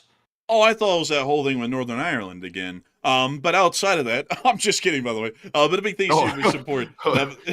Come out, you black and tans. Come out and fight me like a man. But beyond that, I gotta say, like my car is intact. We don't want to pick a fight. Oh, that's weird. My car is sounding really weird when I'm starting it this morning. Like, let me push down on that start button a little bit more. But beyond that, I gotta say, I actually would have to declare ignorance on that. Unfortunately, I haven't really been hearing a lot about that situation, and also, I don't really know what they'd be riding over because it's not really like the Irish government can do anything about it. Ireland is a neutral country, a lot like Switzerland and Austria are. And also, the other issue is that the Irish really have no way to militarily open the strait or really fix the situation. So, you know, if they're riding against the Irish government, their hands are kind of tied. I mean, it's like, whether they in Ireland like their government or not, I mean, you know, it would be completely amiss for them to think that they could do anything about the situation. If anyone couldn't do anything about it, it would be Ireland. So sadly, I'd have to declare ignorance on that, but that would be my 2 cents. Just hearing about that, I don't even know why they're rioting, because what's their government supposed to do? But a huge thanks to you once again for support and helping this channel to keep on running. And with that, we're on to the next one. Our next one's going to go to Wantan Quadruple 8, and thank you very much for the support. They said, I told my wife to have dinner ready by 6, or the Lego civilization is gone. So anyway, she now charges me to use the bathroom. Used to be free. Didn't get my dinner, but I'm pretty sure I won this exchange, LSA. Of course. Well, I think with a wife that might be a win. But unfortunately, what say you? Of course you won. Of course you won. I mean, hell, you know, that's clearly a win. I mean, if you go into a situation, you know, saying that you're going to overthrow the government of a country, and then you don't overthrow their government, and now they're running a toll booth down in a major shipping lane, clearly that was a win. I mean, like, that was a win in every way. You know, it's not like anyone, you know, us saw that coming before the war even started. You know, it's like, hell, you know. Like, you know, we were questioning the efficacy of airstrike-only campaigns because they weren't really doing anything against the Houthis. And then before the war, we were like, what about that Strait of Hormuz? Are they really factoring that into the planning? And the answer was no for both. And now they're learning. You know, it's like they didn't have to learn. It's like the knowledge was already known and easily accessible. That's why we were saying it on this channel. But, you know, they're the smartest. They're the greatest. And so who am I to say that I know better? It's not like every presidential election, every single candidate acts like they know better. And, you know, it's not like, you know, every single time a president's in charge, half the country is saying they're wrong on everything. I mean, if they were, you know, that's ridiculous. That never happens. But a big thanks to you for support and helping this channel to keep it running. And long live the Lee Spring Army. And with that, we're on to the next one. We also have a 20 from Daniel Pigon, and thank you very much, Daniel, for that 20. He said, even though it would be a stretch and based on today's NATO developments, couldn't NATO use the prior attacks on the UK Akrotiri base in Cyprus and Turkey as a defensive argument to get involved in the Iran war? Technically they could, but that has to be invoked by the countries that were attacked. So the British would have to invoke Article 4, and then that would lead to an Article 5 invocation, or Turkey would have to do the same. And if neither of those countries were willing to do that, there really is no way to get the ball rolling for them to get involved in the conflict, even defensively. And so far, it doesn't really appear that Britain's willing to do that for reasons. And Turkey isn't willing to do that because of their own reasons as well, because Turkey does Turkey things. So big thanks to you for support and help this channel to keep it running. And I hope that does address that incredibly well. And with that, we are on to the next one. We also have a 20 from Scoob, and thank you very much, Scoob, for that support. Zoinks, he puts in the 20. He said, I just recently started watching your channel and also really solid research, and thanks for the amazing coverage. Oh, and thank you so much for the kind words. I love to know that we have new people who join us. that are like, wow, the news is high quality. You know, it's pretty decent. We try our hardest. I mean, Matthew is reposting on Twitter almost all day. And then I put it together here for the show on the map, and then I try and do a little bit of background research into it so that way we can make a pretty decent monologue out of it. And then I do that all on the fly, which, you know, a lot of people are always shocked by it because some people are always asking, do y'all have a script? And the answer is that we actually don't have a script for either of us, but particularly for me, because I'm the one who does the monologue on the show through the whole news segment. I've never had a script. It would just take way too long to be able to develop one before every show, and also like figure out the jokes. You know, if the jokes land, they land. If they don't, they don't. So we never have had a script. You said you do it on the fly? Oh, man, I'm telling you. I get no respect around here.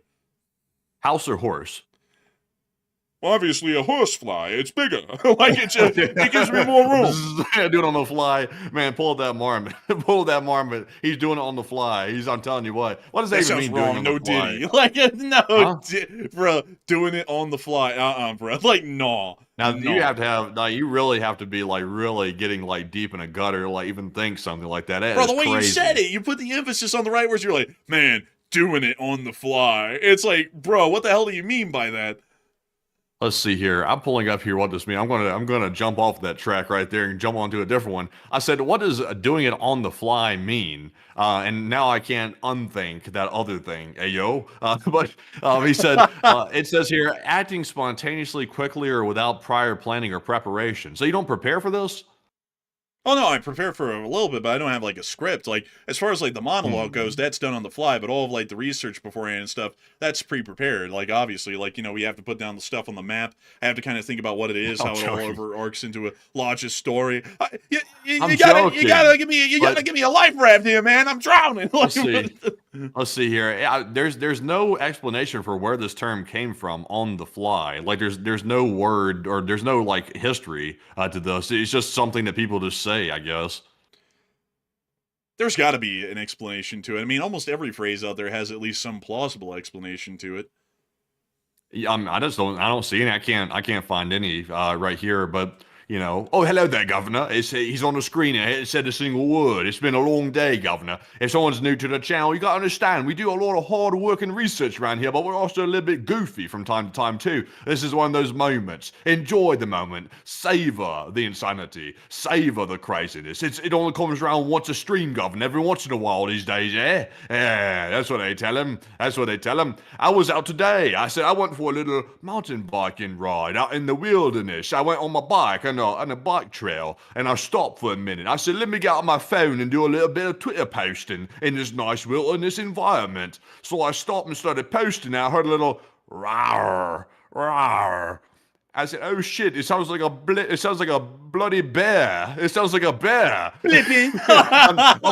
also no joke, like I legit heard something growling in the woods. I was like, what the hell is this growling? I'm trying to do my reposting. I didn't let it bother me. I was in the middle of posting something serious. I was like, I can't let this bear interrupt. So I literally just sat there with my bike next to me, and I was thinking, if the bear runs up in a minute, I'm about to spray it. Like, I have my bear spray with me. I'm like, there was something out there. I think it was a bear, like, lurking around somewhere. It was definitely a growling noise coming out of there. I don't know if maybe it was like a varmint or something, but it sounded like a bear.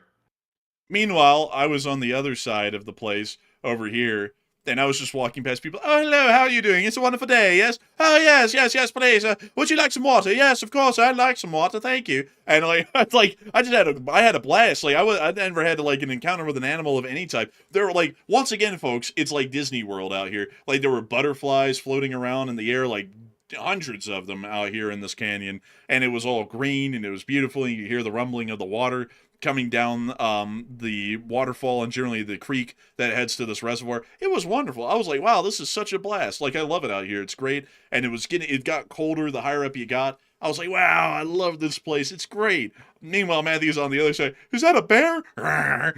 It's like, man, that's why the Wasatch is goated. Because the Wasatch, like, at least from what I know, the bears and stuff don't really hang out in these valleys that are commonly walked. And then after I heard the growling and it went away, and I was sitting there like drinking a little bit of water because I just got done going up like a 400 something foot like elevation on the bike, which I was kind of a little bit cooked at the top of it. And then I got the downhill after that, so it's nice. But I was sitting there after the growling went away. I was like, okay, whatever the bear was doing or whatever that was out in the woods, it's gone. Like apparently it went about its business. Pooh Bear decided to let me have a day and live. But then I heard after that, it was like this like skidding noise, and I heard something go, oh. I was like, what the? I was like, what was that? Crash. I think somebody might have crashed or something. I'm not sure where they crashed at though. I never saw them, but I heard like a oof, and then I heard like some skidding. I was like, okay. I was like, hopefully, like I know this sounds bad, but hopefully that was somebody crashing on a rock and not somebody getting attacked by the bear that I just heard or something like that. I haven't heard anything on the news about a bear attack, so I'm assuming they hit a rock or something. And I think that might have been it. But yeah, apparently somebody crashed. I just never saw the crash. Also, I saw someone say, that looks like a pretty body of water. It is. That's what it looks like from here. And also, let me see if I can show you some other pictures of this place right here. This is my favorite spot, by the way, folks, in this whole city so far. Like, look at that. That is just beautiful. Like, this is gorgeous. That's what it looks like when you walk up there. Like, that's the thing you see when you get up to the lower reservoir, which is about, like, 400 feet up or so from the parking lot. But it's just gorgeous. It's gorgeous, Finney. And then up here, like, Matthew, let's go over there to where you were at here in a second. But there's the Bell Canyon waterfall. That's the one I went to, and this thing gets roaring up in June and stuff, But that's what it looks like from up there, and it's beautiful. Like the scenery in this canyon is unbelievable. Truly top notch. I would say 10 out of 10. One of the most beautiful places I've ever been to is this little canyon right here in Salt Lake. But Matthew, where in the world were you at on that bike trail today? I know it's somewhere over here somewhere. I'll say this, I don't want to get too detailed about where it's at, but it was near the mine back over there a little bit, so it was over that direction. I haven't really gotten to where I can really tackle the massive elevation yet. Like I really just can't go that high, but I want to get up here eventually where you can kind of see into the mine like that. Also, by the way, this is the biggest copper mine in the world right here. This is the biggest open pit mine in the world. Yeah, the biggest open pit. So I want to see this. I hadn't got the chance to get up there yet, but it's pretty cool though. It's constantly working. Like you constantly see these humongous, massive dump trucks dumping tailings off the side of the thing all the time. So it's pretty impressive. But yeah, they've done a lot of work building the bike trails and stuff like that around the mine, which are pretty nice. Man, that's honestly, man, it would be pretty cool. But the thing I gotta say, folks, is that I just don't really like these mountains over here to the west as much as I like the ones to the east, because the eastern side ones in the Wasatch Front are actually like forested, and they have like this really alpine kind of a feel. Like it feels like Switzerland in them, like the Italian Alps and well, really the European Alps at large. These over here are a little bit more like arid and kind of like craggy, cause sort of a deal. Like they're a lot more like in the deserty sort Desert of environment. Yeah, more desert environment. I just don't really like that because I like my shade. Because if I stay out in the open, like I did a couple of times, I start getting sunburned pretty quick. So I generally like to have like the forestry and stuff around me, and also I like to look at the trees and the flora and the fauna that comes with it because it's really something. Yeah, on the other part over there, I like the other mountains a bit because you can kind of see like on the sides of the trail. So if there's a rattlesnake or something hanging out, you can see it like from a pretty far distance. But I was like, it was pretty warm today. I was looking all over for rattlesnakes. I saw some videos of some guys, doing mountain biking and stuff, and there was like rattlesnakes at the bottom of the like jump. And I was like, oh, geez, I'm like, hopefully that doesn't happen to me. I don't want to like come off a jump and like you not have any way to stop. Then you're coming straight down like a rattlesnake, like right there at the bottom of the jump. I think at that point, I'm just rolling over the thing. I'm lifting my legs up and I'd hope for the best and hope the thing doesn't get slung up on me or something like that. But yeah, I'm like, like some of the, like I will say, like the mountain biking is pretty good. Like I like that. It's fun. Like especially the downhill segments, those are really fun. I gotta tell you, folks, I enjoy more of putting foot to ground and kind of hiking sort of a deal. I just find that to be very enjoyable to me. Like, I'm not saying biking's bad though. I don't have a bike yet, and I need to get one. But I really like, I just really like walking and hiking and stuff because you can get places like in these mountains that you couldn't get on a bike, and I really like that. And also, folks, there's one trail that I really want to try here in the future. It's this one right here. Matthew, what in the world? Where's that Lake Blanche? Here's Lake Blanche. Yeah, that one's not doable right now. Probably not. But you know one that is doable? These trails right here, because there's a trail that leads to this lake, the Lake Mary Trail, and it's a 3-mile round-trip trail, which is basically nothing compared to what I did today. And this is what it looks like up there most times of the year. And it really is pretty. I was like, that would be a cool one to go to. This one's in Big Cottonwood Canyon. And then Little Cottonwood Canyon is just directly opposite of this. But I don't think we can do this one right now, Matthew, because I was looking up Little Cottonwood today when I was driving up to Bell Canyon, and it is still, everything up there is snow covered right now at that altitude. So I think that whole trail will be like iced over because the ice is kind of melting. And so when it melts at night, it kind of like refreezes up there. So it turns into sheets of ice instead of snow. So I don't think we could do that. I got the right shoes for it, and I got the micro spikes, so I could do it. But I could try, but I don't know. Like, I think you should be fine with like micro spikes, like that's made for the ice. So I think that should be good enough. And trekking poles on top of that's even a bonus as well. So you could probably pull it off. But if there's like really steep elevations, you might end up sliding down something and maybe busting like a kneecap or something. So I don't know. I haven't really hiked in the snow like there or the ice. Yeah, I haven't either, and I've heard that a lot of people avoid it because apparently Bell's Canyon is not travelable for winter at all for the larger part, which is kind of a little bit crazy because apparently we had a death wish because we tried to do it in the middle of winter and the whole thing was slicked over with ice. There was like basically no one out there, and everyone who was up there was like, "Wait a minute, you're going up there like that?" And we were like in tennis shoes, shorts, and like polos, and we're like, "Oh yeah, we're gonna do it." We hardly made it. We made it to here, and then we turned around. So that was not a good idea. And we learned, but I think, man, and also a lot of people are like, where is this? This is just east of Salt Lake City, in the mountains that are literally right, like butting up with the east side of the city. And it's called the Wasatch Forest. And within it, there's several different wildernesses, but the one I like the most is the Lone Peak Wilderness around Lone Peak. That's my favorite so far, but that's also really the only one I've been to. And I'm sure that once I start to explore around here, there's going to be a lot of others that also take the cake too for being some of my top favorites. So I see a viewer, Sire Production, said that's where the serial killers are hiding out at. F that, LOL. I mean, hell, I mean they don't run across us. Then it's like it's like us being from Alabama, end up going up there in the woods, they're like fava beans and whatever. It's like, hey, look, it's one of them serial killers.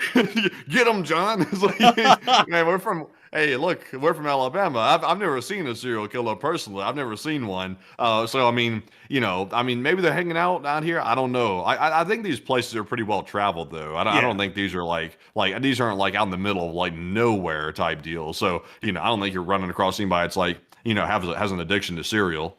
Also, what the hell's up with them like constantly attacking cereal? They got something against the Kellogg cereal company? Yeah, I mean, everybody might have been a serial killer at one point in their lives because everybody's had a bowl. And also, I see some people saying, well, there's snakes up there. Look, folks, I haven't seen a single politician up there. Y'all are lying out of your teeth. I haven't seen a single snake up in these mountains. Y'all are just BSing it. Here before long, I'm about to hear around the corner either, log checker, let me tell you something. I'm like, damn it, like, a snake's here. Like, I'm like, shit, turn around and run. Before, they tariff you or something. But anyways, let me show you all this one because this is the one Matthew was saying, oh, we can't do. We probably can't do. But this is Lake Blanche. Which is pretty, it's up a pretty steep trail. How steep is this thing? Let me put this on the elevation. So this is up at 8,900 feet about. That's where that is. So the trail starts down here at about 6,400 feet. So 7,400. Oh, dude, that's like basically the hike to the falls that I did today, because that's only about 2,400 feet right there. And the Little Cottonwood Canyon hike I did today was 2,000 feet, according to Strava. Yeah, you better watch out for cougars and bears and stuff like that. You run across one of those, and they're going to be tearing you limb from limb, going out there with no protection. Oh, man, I'm telling you, I get no respect around here. They told me to look out for cougars. Some 40-year-old woman attacked me. Oh, man, I'm telling you, I get no respect around here. But anyways, I'll keep it easy, Matty. I'll keep it easy. I'll bring a buck knife with me and a couple of other things. I'm sure I'll be fine. Maybe I can fillet one and have it for dinner. I'm just kidding. Don't bring a knife fight to the bear fight. I'm not sure if that'll work. It's okay, everybody. We're upgrading to a 44 Magnum now. Like, there's no bear that can go up against that kind of firepower. But there's no bears up there. I don't think, because there's nothing hardly around Bell Canyon. There's no deer. There's no anything. I mean, the biggest thing I've ever seen in the Bell Canyon is a turkey. And that was the biggest thing I've ever seen the whole multiple times I've gone out there, which has been like 4 times.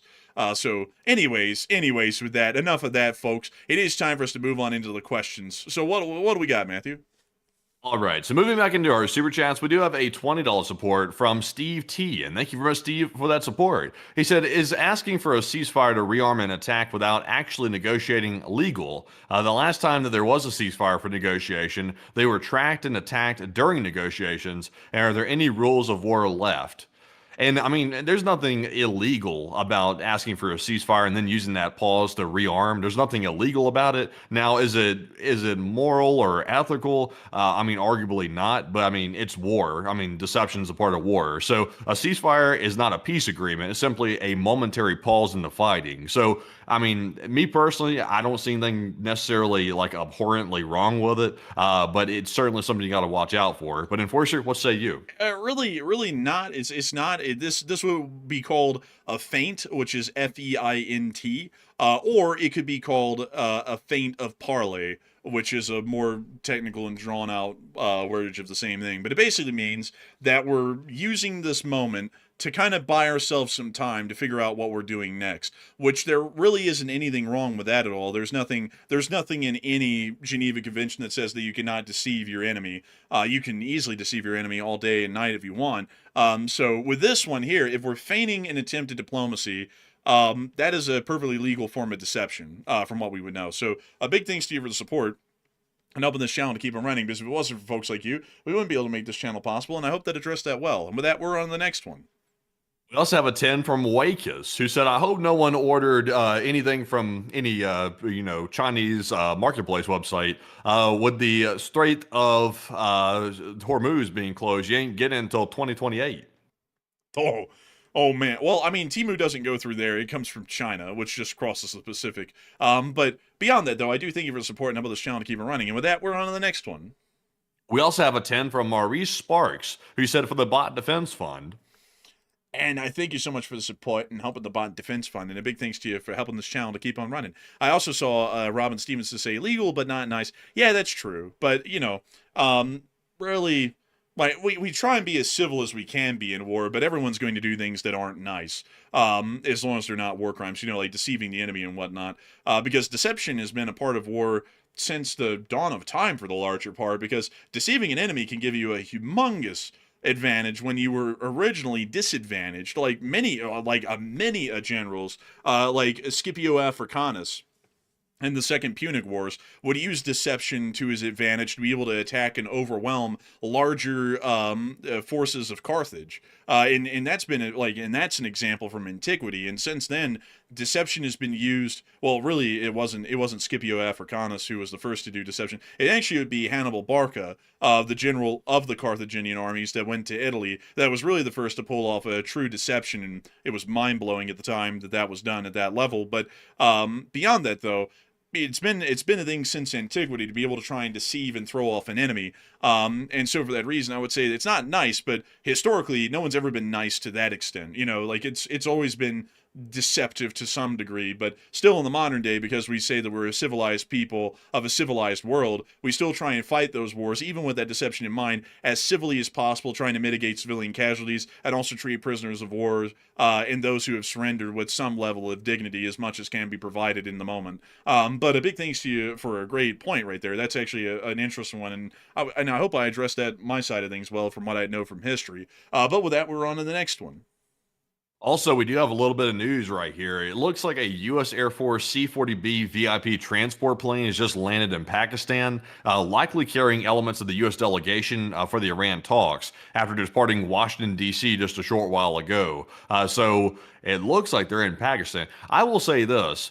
That's pretty ballsy. I will say that. I think the vice president might be on that plane right there, along with some other delegation members. Also think that maybe, and I can't confirm this, but I think maybe Witkoff and Kushner might be with them as well. But I'm not totally sure about that. But that's pretty ballsy. If it was me, I would have personally said we're going to meet somewhere else because I would not be wanting to be in Pakistan, literally right near Iran during this war that's going on. I would not want to be there personally. But apparently they went there, so we'll find out who exactly was on the aircraft there. But pretty ballsy move. But Enforcer, what say you? That is pretty ballsy. We'll have to see how that turns out. I don't think Iran's going to attack Pakistan because that might force Pakistan to take an unfriendly position to them. So they might not do that, but we'll have to see because Iran is an unpredictable country and theologically driven to the extreme, meaning that they're radicals. So with that, I hope that has addressed it the best I can. And with that, we are on to the next one. We also have a 10 from Pacific Fruit Express, and thank you very much for that support. They said, I saw British aircraft over Israel yesterday, Italy near the UAE, and in Pakistan over Bahrain today. And is this normal? And I was wondering if it has anything to do with the Russian incursion in the channel. Generally, British aircraft operating in the Middle East is fairly normal. An Italian one near the UAE, that might be some sort of a liaison flight because a lot of countries actually send small little attaches from their country elsewhere. So that might have been somewhat normal. I'd have to look into that one a little bit more. But a Pakistani one over Bahrain, that might be a little bit interesting. But then again, they also send their own attaches out of the country, so that might also be the case as well. Or it may have been a Pakistani diplomatic team that was being evacuated out of the country. So it might be irregular, but it's probably nothing too much to worry about these countries getting involved in any armed way further than any of them are or are not right now, because it's probably just to move around personnel and probably nothing more than that. Well, for the British, though, it would be defense of the common allies' airspace like Jordan and so on. But for everyone else, it's probably just military attaches and personnel that they're moving around. But a big thanks to you for support. I hope that does address that well. And with that, we're on to the next one. We also have a 10 from Martin Can, and thank you very much, Martin, for that 10. He said, hello, LSA, and I'm in the UK and I love the channel. The reason we don't see things through and Russia thinks they can do what they want is because our leader, unfortunately. Yeah, generally, I would say, yeah, that's true.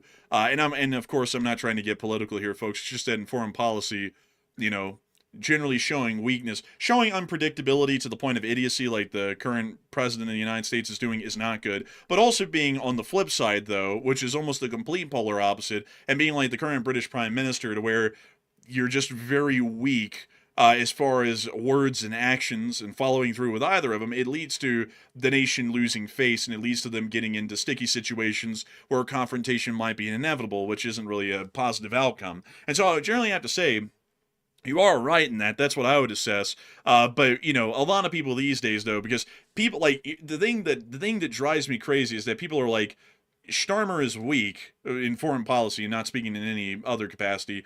That's why we need to have people like Trump. And it's like, how in the world does that work? Because it's like, Trump is the absolute wrong approach in foreign policy in most every way by being way too aggressive and way too unpredictable. And then Starmer is the complete opposite of just being way too weak and just not really having a lot of follow through on anything at all. It's like really neither of those are the approach we need. We need approaches of former leaders of recent modern history that were far more successful than the two of them are at all. But a big thanks to you for support and helping this channel to keep it running. And with that, we're on to the next one.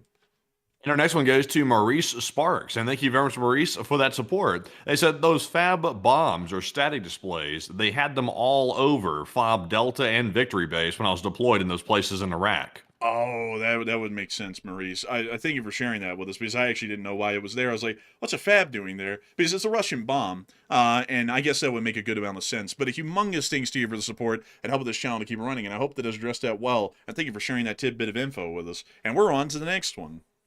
We also have a $50 support that just came in from Fred Freeman. And thank you very much, Fred, for that generous $50 support and helping to keep the channel running. He said, so hey guys, I got on late, so I'll listen from the start, but I hope you're all okay and I'll get caught up with the recording. And you're awesome and I appreciate all the efforts. Hey, and thank you so much for the kind words, Fred Freeman, and welcome in. Better late than never is what we always say. And I hope that you enjoyed the show tonight. It was a pretty interesting one, and things are going quite interestingly these days, to say the least. But a big thanks to you for support and helping this channel to keep on running. Because if it wasn't for folks like you, we wouldn't be able to make this thing possible, and we wouldn't be able to keep this thing running. And so a huge thanks to you so much once again, and I hope you enjoyed the show. And with that, we're on to the next one.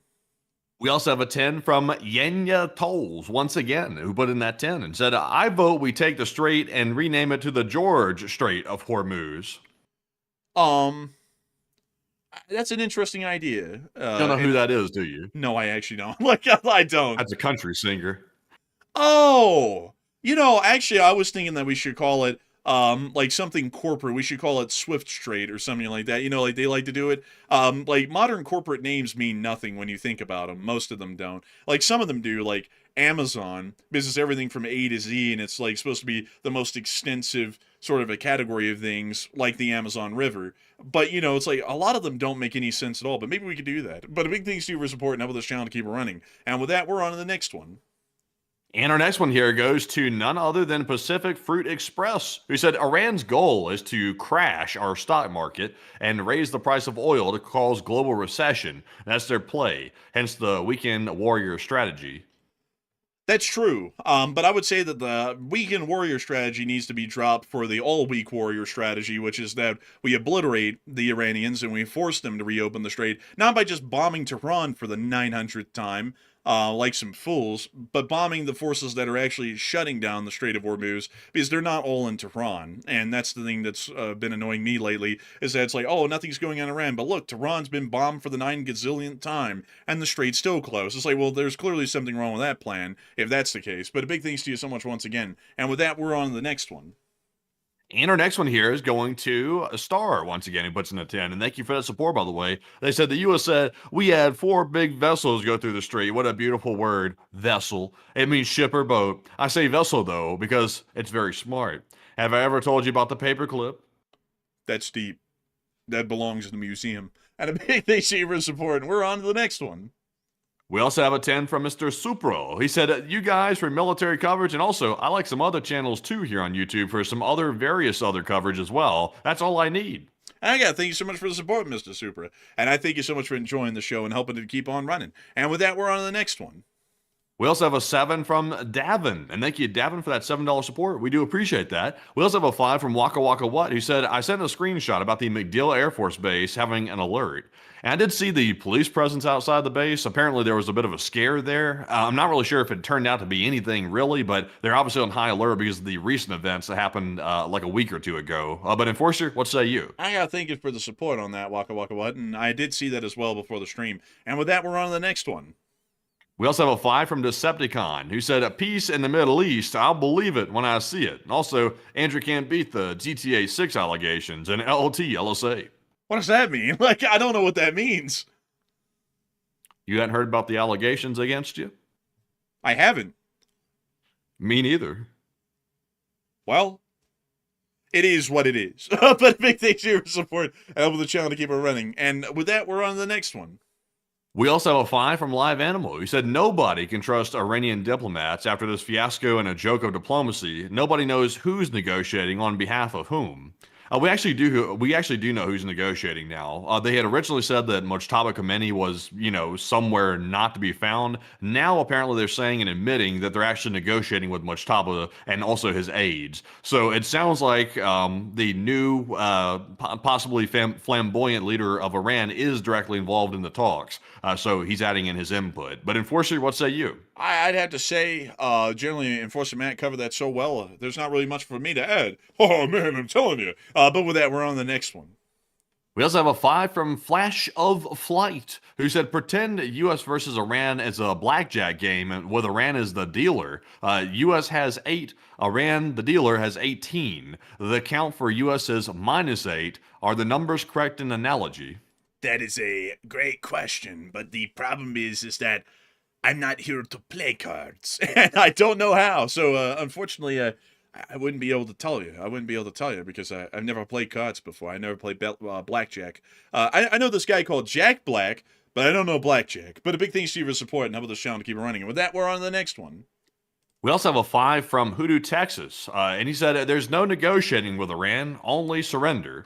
I would say that there is no negotiating with theologically driven countries of really any type. And I know that a lot of people want to make that sound kind of like it's only an Islamic thing, but I would have to be entirely honest with y'all. If there was any sort of a hyper Christian nationalist country, or any other religion for that matter, that was just hyper nationalist and they integrated their theology in with their nationalism and their goals, it would almost always look like what Iran looks like right now. It's just that Iran is really the only country of its type that's like this exactly, and it's Islamic. So everyone says, it's only the Islamic groups that can be like this. But I mean, if you look through history, you can find a lot of countries that were theologically driven of all types, and they generally seem to be a lot more radically driven than really any country, and they all end up almost in the same vein, kind of like extreme like fascist or communist countries. They almost end up boiling up to be the exact same thing, for the most part. But a huge thanks to you for the support, and I would have to say that surrender is really our only, well, yeah, I would have to actually agree, surrender really is our only option in this sort of a situation. But a big thanks to you for support and helping this channel to keep it running, and with that, we're on to the next one. You mean surrender for Iran? Yeah, well, obviously. I mean, obviously, we're not going to surrender. I don't know. The way you said it, it came out like you were saying like our only option is surrender. I was like, wait a minute. I was like, what? I was like, not the United States. We're definitely not surrendering to Iran. But our next one here goes to none other than the Socodelic, who put in a 10 and said, what are your thoughts on the U.S. placing our own mines around the strait and perimeter of Iran to apply pressure to Iran and its allies? Slightly inebriated thought. Sadly, that really wouldn't work because we'd just kind of be adding to their own minefield and kind of achieving their objectives for them at that point. But a big thanks to you for support. I hope that does address that well. And with that, we are on to the next one.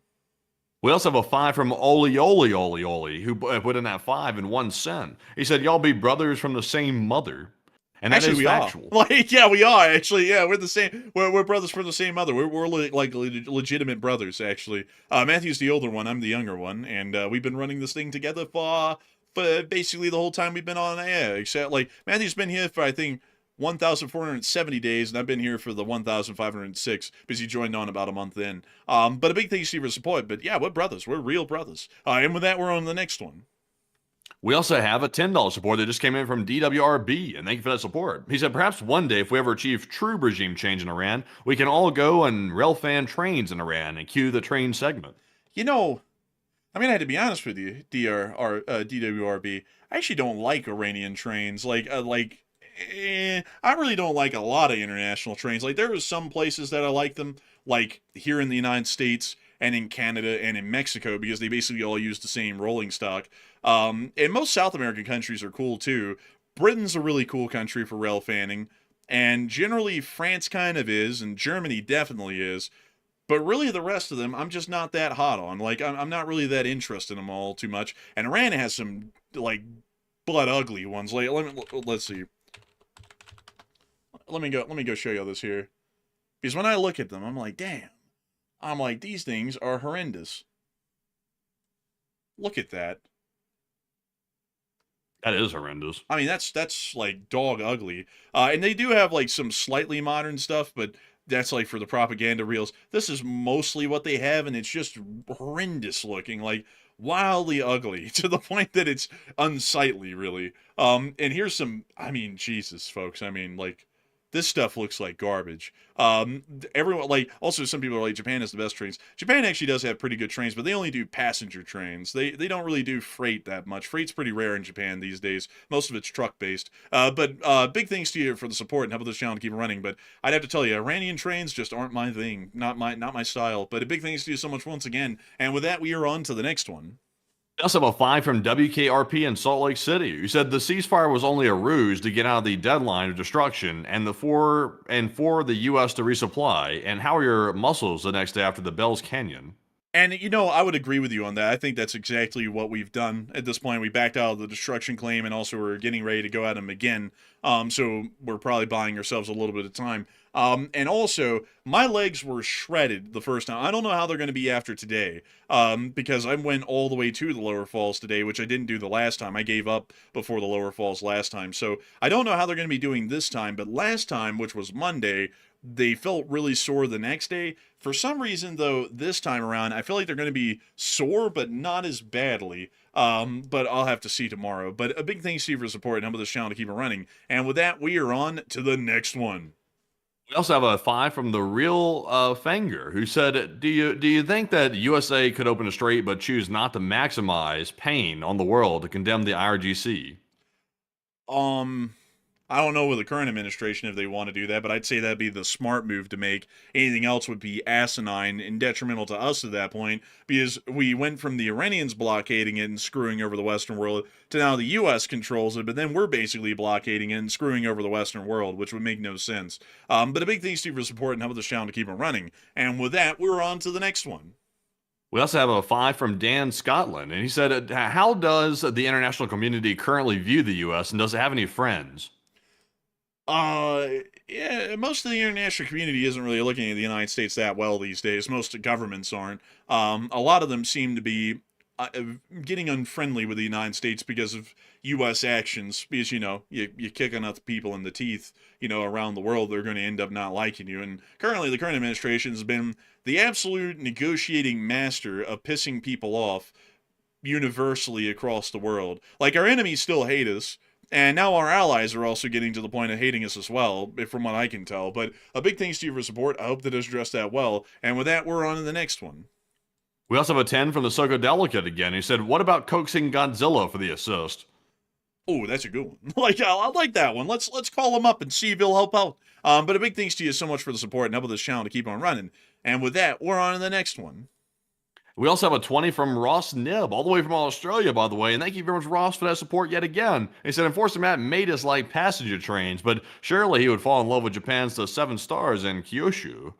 That's pretty nice. I will say that's pretty nice right there. I like that from the like architecture standpoint. I will say out of all the trains, if I had to like a train, it probably would be a Japanese one, just because they're so clean and nice. And in fact, it pretty much changes all the stuff that I complained about Amtrak to the large degree. It looks like something that you'd want to actually get on and actually go on a trip on instead of the Amtrak trains for the most part. I just don't like Amtrak. Like, they don't have very good service, and also their trains are kind of a little bit iffy. Like, and also they don't really keep them that clean, in my personal opinion.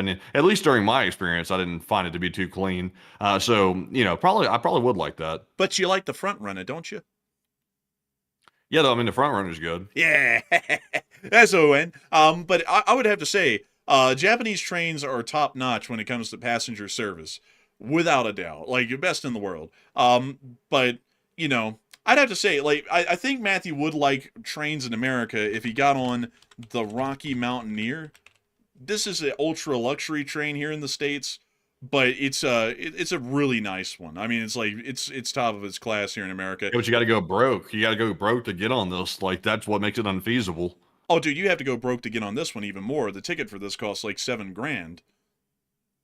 Isn't that like in Monopoly money? No, that's in U.S. dollars, and then you convert that to yen, and then you have to pay that out. So it costs like millions of yen to get on this train. I just wouldn't get on the train then. I'll just have to pass on all of them. So, and also, like, for me, I just don't understand, like, the whole train thing and stuff like that. It's like, no offense to the folks out there that like trains, but it's like to me, it's like the equivalent of like obsessing over like toasters or something. It's like obsessing over like toasters or like refrigerators. It's like there's not anything really like anything worth obsessing over, at least in my personal opinion. I just don't get it. I don't get you, Matthew, because you obsess about cars. That's like basically that's different. That's basically like obsessing over souped-up farming equipment, because that's basically what cars were at their inception. It's like, yeah, but all you can do on a train is just go get it and sit down on it. That's all you can do is go sit down on the train. Yeah, that's not the great thing about it. I like to be able to like actually like do stuff with it. Like with a car, like if you wanted to like if you wanted to go somewhere on your own, you could go anywhere you want with it. If you wanted to go off road with it, you could, depending on what car you got. Or you could if you're a maniac, you could drift or go on track and stuff like that. Like, there's stuff you can actually do with it, rather than just simply sitting down in the chair and just riding along the way. But that's the fun of it. You get to look out the window at all the scenery passing by without having to worry about someone sideswiping you and having to like exchange insurance info. Like that's the nice thing about it, is that you don't really have to do a lot of thinking. It's more so just relaxing. Like, that's how the front runner is. It's a relaxing experience. You just get to look out the window at all the clowns killing each other on the interstate in crashes while you zoom by at 80 miles an hour. That's way nicer to me, like, in my opinion, than driving a car. Like, if y'all had told me I could pick in between a plane, train, or a car, and it didn't matter the time it took to get to the destination, I'm going to pick the train every day of the week, because it's just smoother, it's nicer, It's more relaxing. Planes aren't relaxing and they're super cramped. It's like a little hell in those aircraft. And then the cars, you have to worry about where in the world to get to, how in the world to get to the place, which is a lot of additional thing, especially over a long distance trip to somewhere far away. And then you also got to worry about everyone else on the road sideswiping you, T-boning you, or possibly killing you in a crash or severely injuring you. And you really don't have to worry about that on a train because trains are... That's what makes life worth living. The whole thing about getting in the car and like being a driver, being someone thinking about, all right, am I going to make it? Am I going to make it to the destination? That's the thing right there that makes it a little extra exciting right there. But I think you just have to be a driver. Like you just have to get it. Like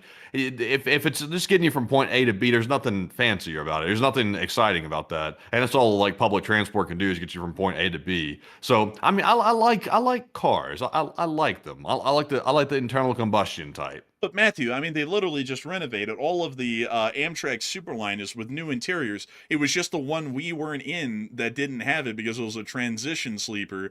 And because of that, they hadn't renovated it. But they literally just gave them all brand new interiors. I mean, they're perfectly clean. The new ones are. It's just that the ones that we were in, they hadn't had the cabins reupholstered for like 20 years. But these are brand spanking new. I mean, that looks pretty nice. Something I've always suspected about people that obsess over trains is they could be possibly secret socialist or communist, possibly. Like they could be communist. What the hell are you talking about? Because you can own your car, so it's my car. Like when you have a car, no, you don't. Well, you can own a car. Yeah, yes, you can own a car. No, you don't. But if you don't pay the registration on that thing, they're going to come and seize that thing. Well, still your car just gets impounded. But I mean, it's still your car though. But if you're on a train though, it's not your train, it's our train at that point. So it's turning more commie. It's not really like trains really don't even represent democracy if you really think about it because it's all about well, I mean, that's the problem, though. I mean, that could have been like the first foot in the door for communism. Is when the trains came around. I think that was like the first encroachment on our whole system was when these trains came around. What the hell are you talking about? We should be very careful. We should investigate anybody in this country that obsesses over trains. That could be a red flag, and that could be something we need to look into. Are you kidding? No, that's ridiculous right there. Now you've really hit it. You've really hit it on the nail. You're gonna get me riled up here. This country was literally built on the railroads, man. Like, what are you talking about? Wait a minute. Hold on a second. Let me make this perfectly clear. Is apparently my sarcasm. I'm being sarcastic. Okay, I'm being sarcastic because I'm seeing some people say, "What the hell's wrong with you? Are you punking me or something?" Also, I'm just playing into the absurdity of it all. Like, I know he's sarcastic about this, folks. Like, don't take this seriously. But I mean, honestly, man, like getting back to it, since like some people aren't catching the sarcasm and like the absurdity of it, just getting back to it seriously. I mean, I like trains, I'm not like, I gotta say, folks, I'm not like a foamer. You're not gonna see me hopping up and down. And if I see one, like even when the big boy came in, I was just like, that's neat. But, I like them. I just like the convenience of them. They're smooth. They're enjoyable. You get food on board. You just get to look out the window at all the sights. And I like to look around, folks, a lot. Like, I'm not really one for driving. I just like to look out the window and see things pass by. Because you can see a whole lot more that way than driving a car. Like, you notice things when you're riding the train looking out a window that you can't do when you're in a car and driving it, because you got to keep your eyes on the road most of the time. But anyways, with that, it is time for us to get on to the next one. Our next one here goes to Hoodoo, Texas, who put in a 5 and said, "How long have we been negotiating without results with Russia? And we think that Iran's going to negotiate a deal?" Damn, I never brought up that argument, Hoodoo, but that's actually a pretty strong one right there. I think you got one right there that would stump most everyone, and I can't even give you a good answer for that because obviously it's not going to work if it can't work with a war that's been going on for 4 years. But a big thanks to you for support and helping this channel to keep it running. And with that, we're on to the next one.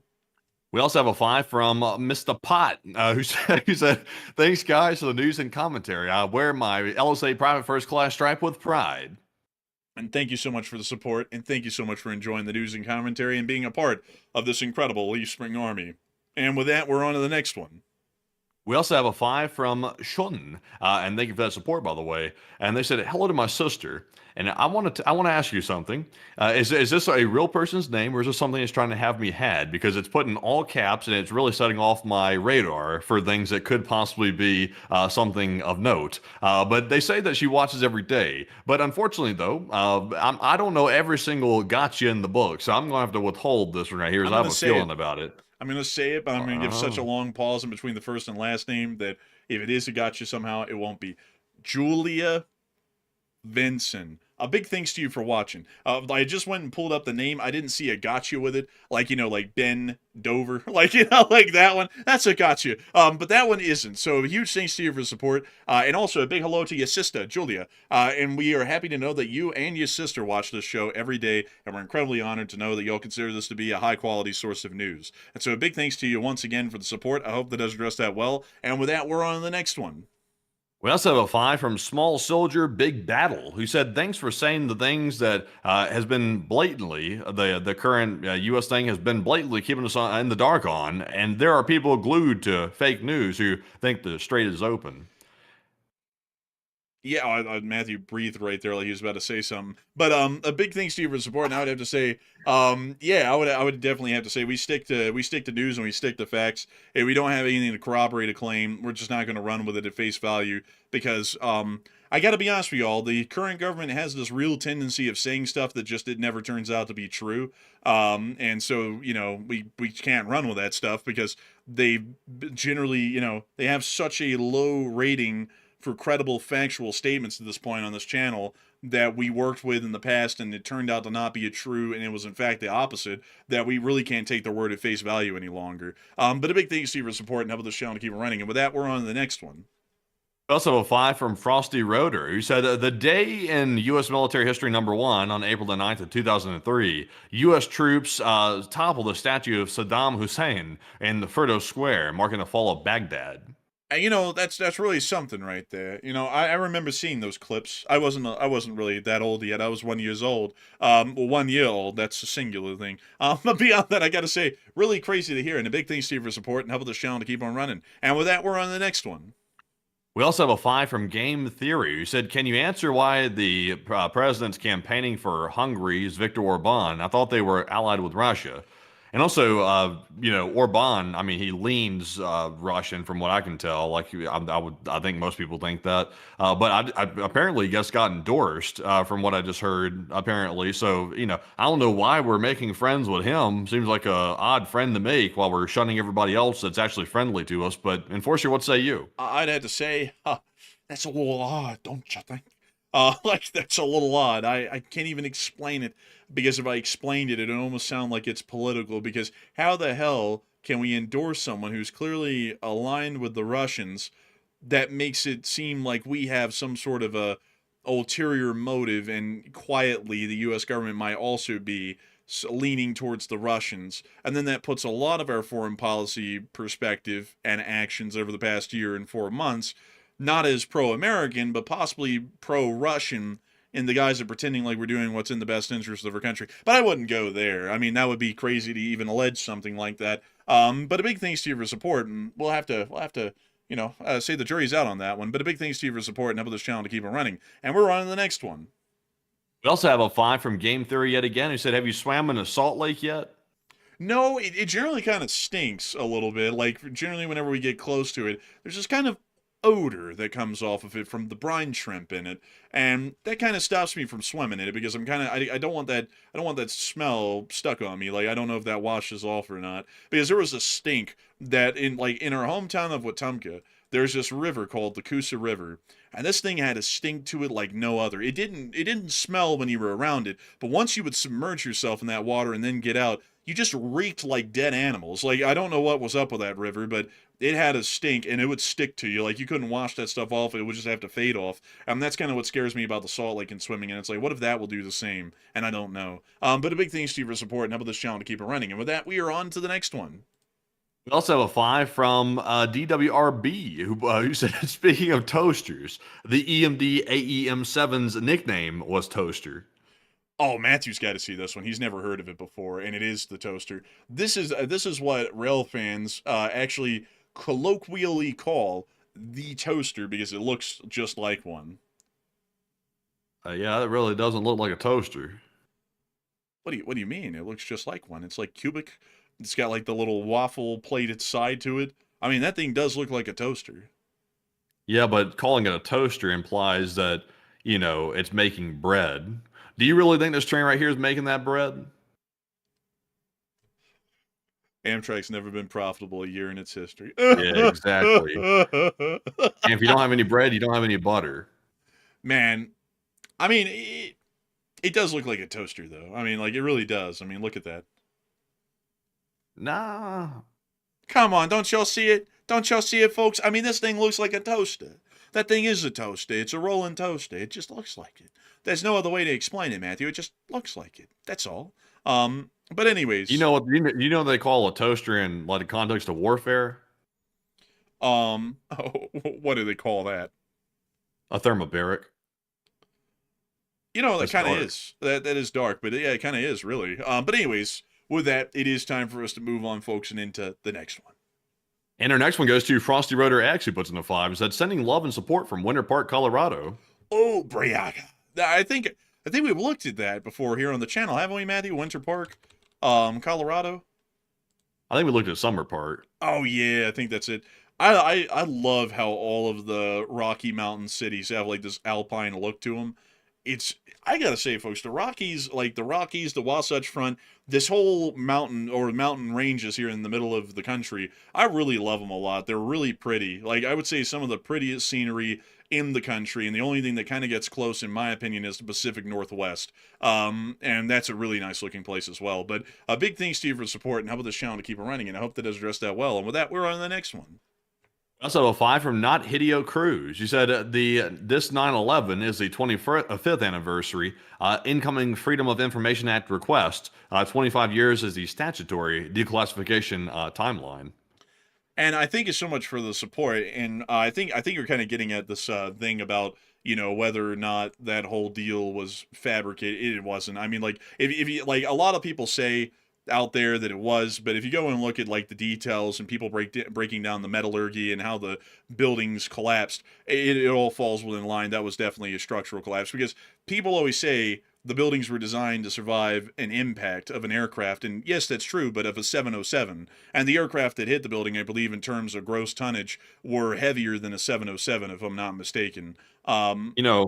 You know what's interesting about that is it may be past the statutory deadline, but if the U.S. government doesn't want to give it to you, they don't have to necessarily. Like a FOIA request isn't like a free for all necessarily, because if it's in the interest of national security, they can simply just deny it. So I mean, if there's anything out there, it's like interesting or like something that would be probably like game changing, they probably won't release it in a FOIA. Yeah, that's true. And also on top of that, there's just really not a lot to get out of that deal, to be entirely honest. I mean, some of the side buildings, maybe, but the main two structures that were hit in that attack, it is a straightforward story. Like, those were just hit by aircraft and they came down, and that was that. Because believe me, folks, like, I heard about those conspiracy theories way back in the day, and I was like, are those true? And I started to look into them, and they kind of fall apart because, you know, people are like, well, jet fuel doesn't melt steel beams. It's like, yeah, but it structurally compromises them, you know, and with a lot of weight put on the beams, they're going to give way, and, you know, and then you have a structural collapse on your hands. And then people don't factor that in, that you don't have to legitimately melt a steel beam into a goop to have a beam collapse. They can just get hot enough that they warp, and then that could lead to them becoming brittle enough to break and give way, and then that's what would lead to a structural collapse. But a big thanks to you for support and helping this channel to keep on running. And with that, we are on to the next one. We also have a 10 from the Soka yet again, and thank you for that support. They said, I want an LSA shirt with the logo. Gosh darn it, LOL. I know you guys are the hardest working gents in the business, so no worries, but I really want a t-shirt. We want to give you all t-shirts. Like, we want to get the merch store back up and running again, because I know a lot of people want LSA themed merch at a minimum. Like, we've gotten millions of requests for another flag run, and we've gotten tons of requests for more LSA branded merch. And we do want to do it. It's just that we've got to try and figure out how to make it easier than the last time we did it. So that's what we're trying to figure out right now behind the scenes. And so hopefully we'll be able to see that by the 5th anniversary of the LSA, which is coming up in March of next year, in 2027, we'll hopefully have the merch store back up and running, because that's kind of our timetable at the moment that we've kind of talked about lightly in the background, is that we kind of want to have that up and running by then, because the 5th anniversary of the LSA is going to be a really big thing. So I do thank you incredibly for the support, and hopefully we'll be able to try and get those back out there for all of y'all, because I know a lot of people would love to have them. But a huge thanks to you once again. And with that, we are on to the next one. We also have a 5 from DWRB once again, who said, fun fact, Amtrak's Northeast Corridor services do make a profit, but the company as a whole does not, due to the need to balance out long-distance trips. And that is true, DWRB, and a lot of people also don't know this, but the National Rail Passenger Act of 1972 states that Amtrak is not supposed to run as a profitable company, but it's supposed to just run as a for-profit company. Because generally it was understood even then, because they knew it when they were making the act, that passenger rail actually doesn't really make money most of the time. It usually loses money, especially on the long distance routes, because there's just not enough ridership for them, even at their peak capacity. So that is actually true. They are fairly profitable. I mean, they're actually decently profitable on the northeast corridor that goes from Boston to Washington. But the long distance trips in the country, they actually are what drag the companies, Amtrak's, I guess you could say, revenue figure down into the negatives pretty much every single year, because there's really no way for them to make money. But there's actually a light at the end of the tunnel, folks. Amtrak is predicting, based off of current profitability rates and incomes, that Amtrak will be profitable, I believe, for the first time ever in its history, since it was created in 1972, next year, I believe, or it's the year after that. But it's coming around really close because a lot of people are hitting the rails again, and it's really boosting their incomes, even on the long-distance routes. But a huge thanks to you for the support. I hope that does address that well. And with that, we are on to the next one. We also have a $10 support from Blind Man, and thank you very much for the support. They said, hello, enforcers and LSA. I love the content, and I wanted to share something I learned today. ADSB D-2/AFDB-2 were real ships that allowed U.S. to dry dock battleships outside of a shipyard. Anyways, by an LT LSA. Yeah, that's actually true. That's actually one that I know a little bit about, but I won't go into it for a really long time. But yeah, these were actually floating dry docks that we could basically haul anywhere around the world and conduct spot repairs and refits to battleships if necessary, if they took any significant, or not really significant, but kind of like moderate combat damage, so that way we could shore them up and then send them to a real proper shipyard, either on the west coast of the country or the east coast back then. Really kind of a cool thing. But a big thanks to you for the support and help this channel to keep it running. And with that, we are on to the next one. We also have a 4 from Oli Oli Oli. He said, you both like brothers from the same mother. And I think I might have duplicated that one, but thank you very much for the support. We also have a 2 from William Gray, and thank you, William, for that 2. And a big shout out to Bobo Vasquez for the 2, and also Plazoth for putting in the 1. And we do appreciate y'all very much for that support. We also have a 2 from Zany and Co., who said, that was A2FH. Why do you think it was pin and weld? Well, I mean, if they got like a weapon from like the United States and they're able to export it legally, then it could be compliant possibly with U.S. law. Like that might explain it right there. But I don't know if it was a U.S.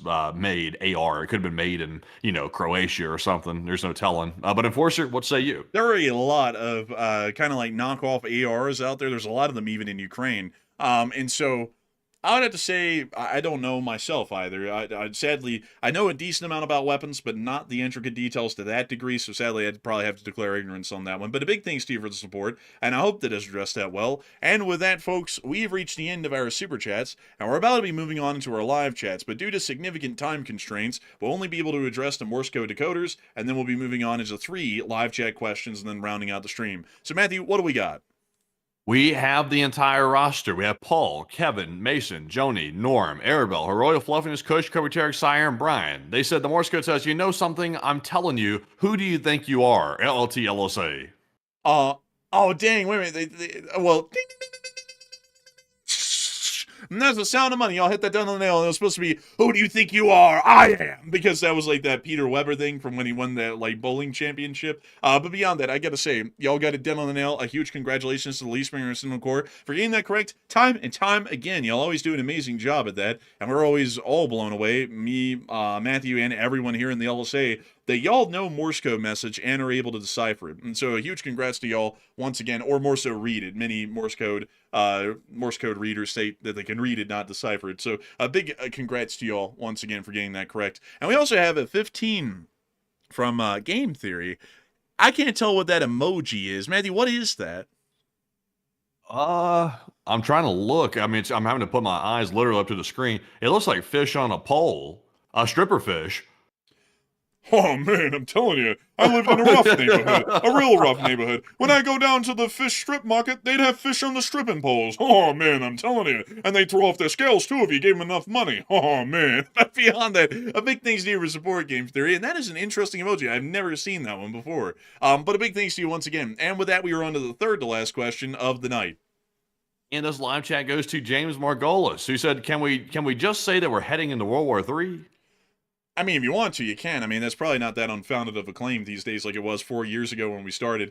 I mean, if there was any period of time that we've covered the news here on this channel that's been close to World War III, it would probably be right now. But I hope that does address that well, and we're on to the second to last question of the night. And this one goes to Corey, who said, "I'm wondering if this ceasefire is an attempt to cease hostilities as defined in the War Powers Act in order to reset the countdown for congressional approval."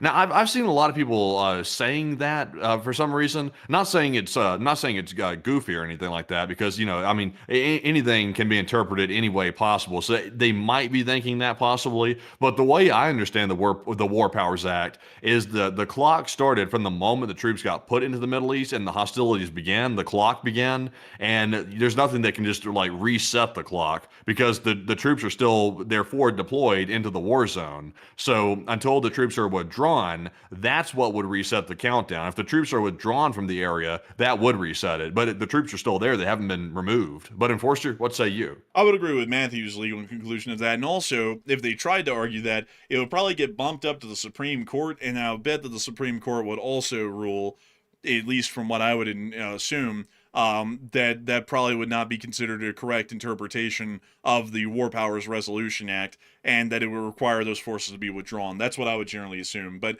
with that, we are on to the second to last question of the night. And this one right here is going to go to none other than Scott Morris, who said, "I haven't heard much news about the attack on the port areas of the Caspian Sea and Iran to resupply from Russia. And do you have any news about that?"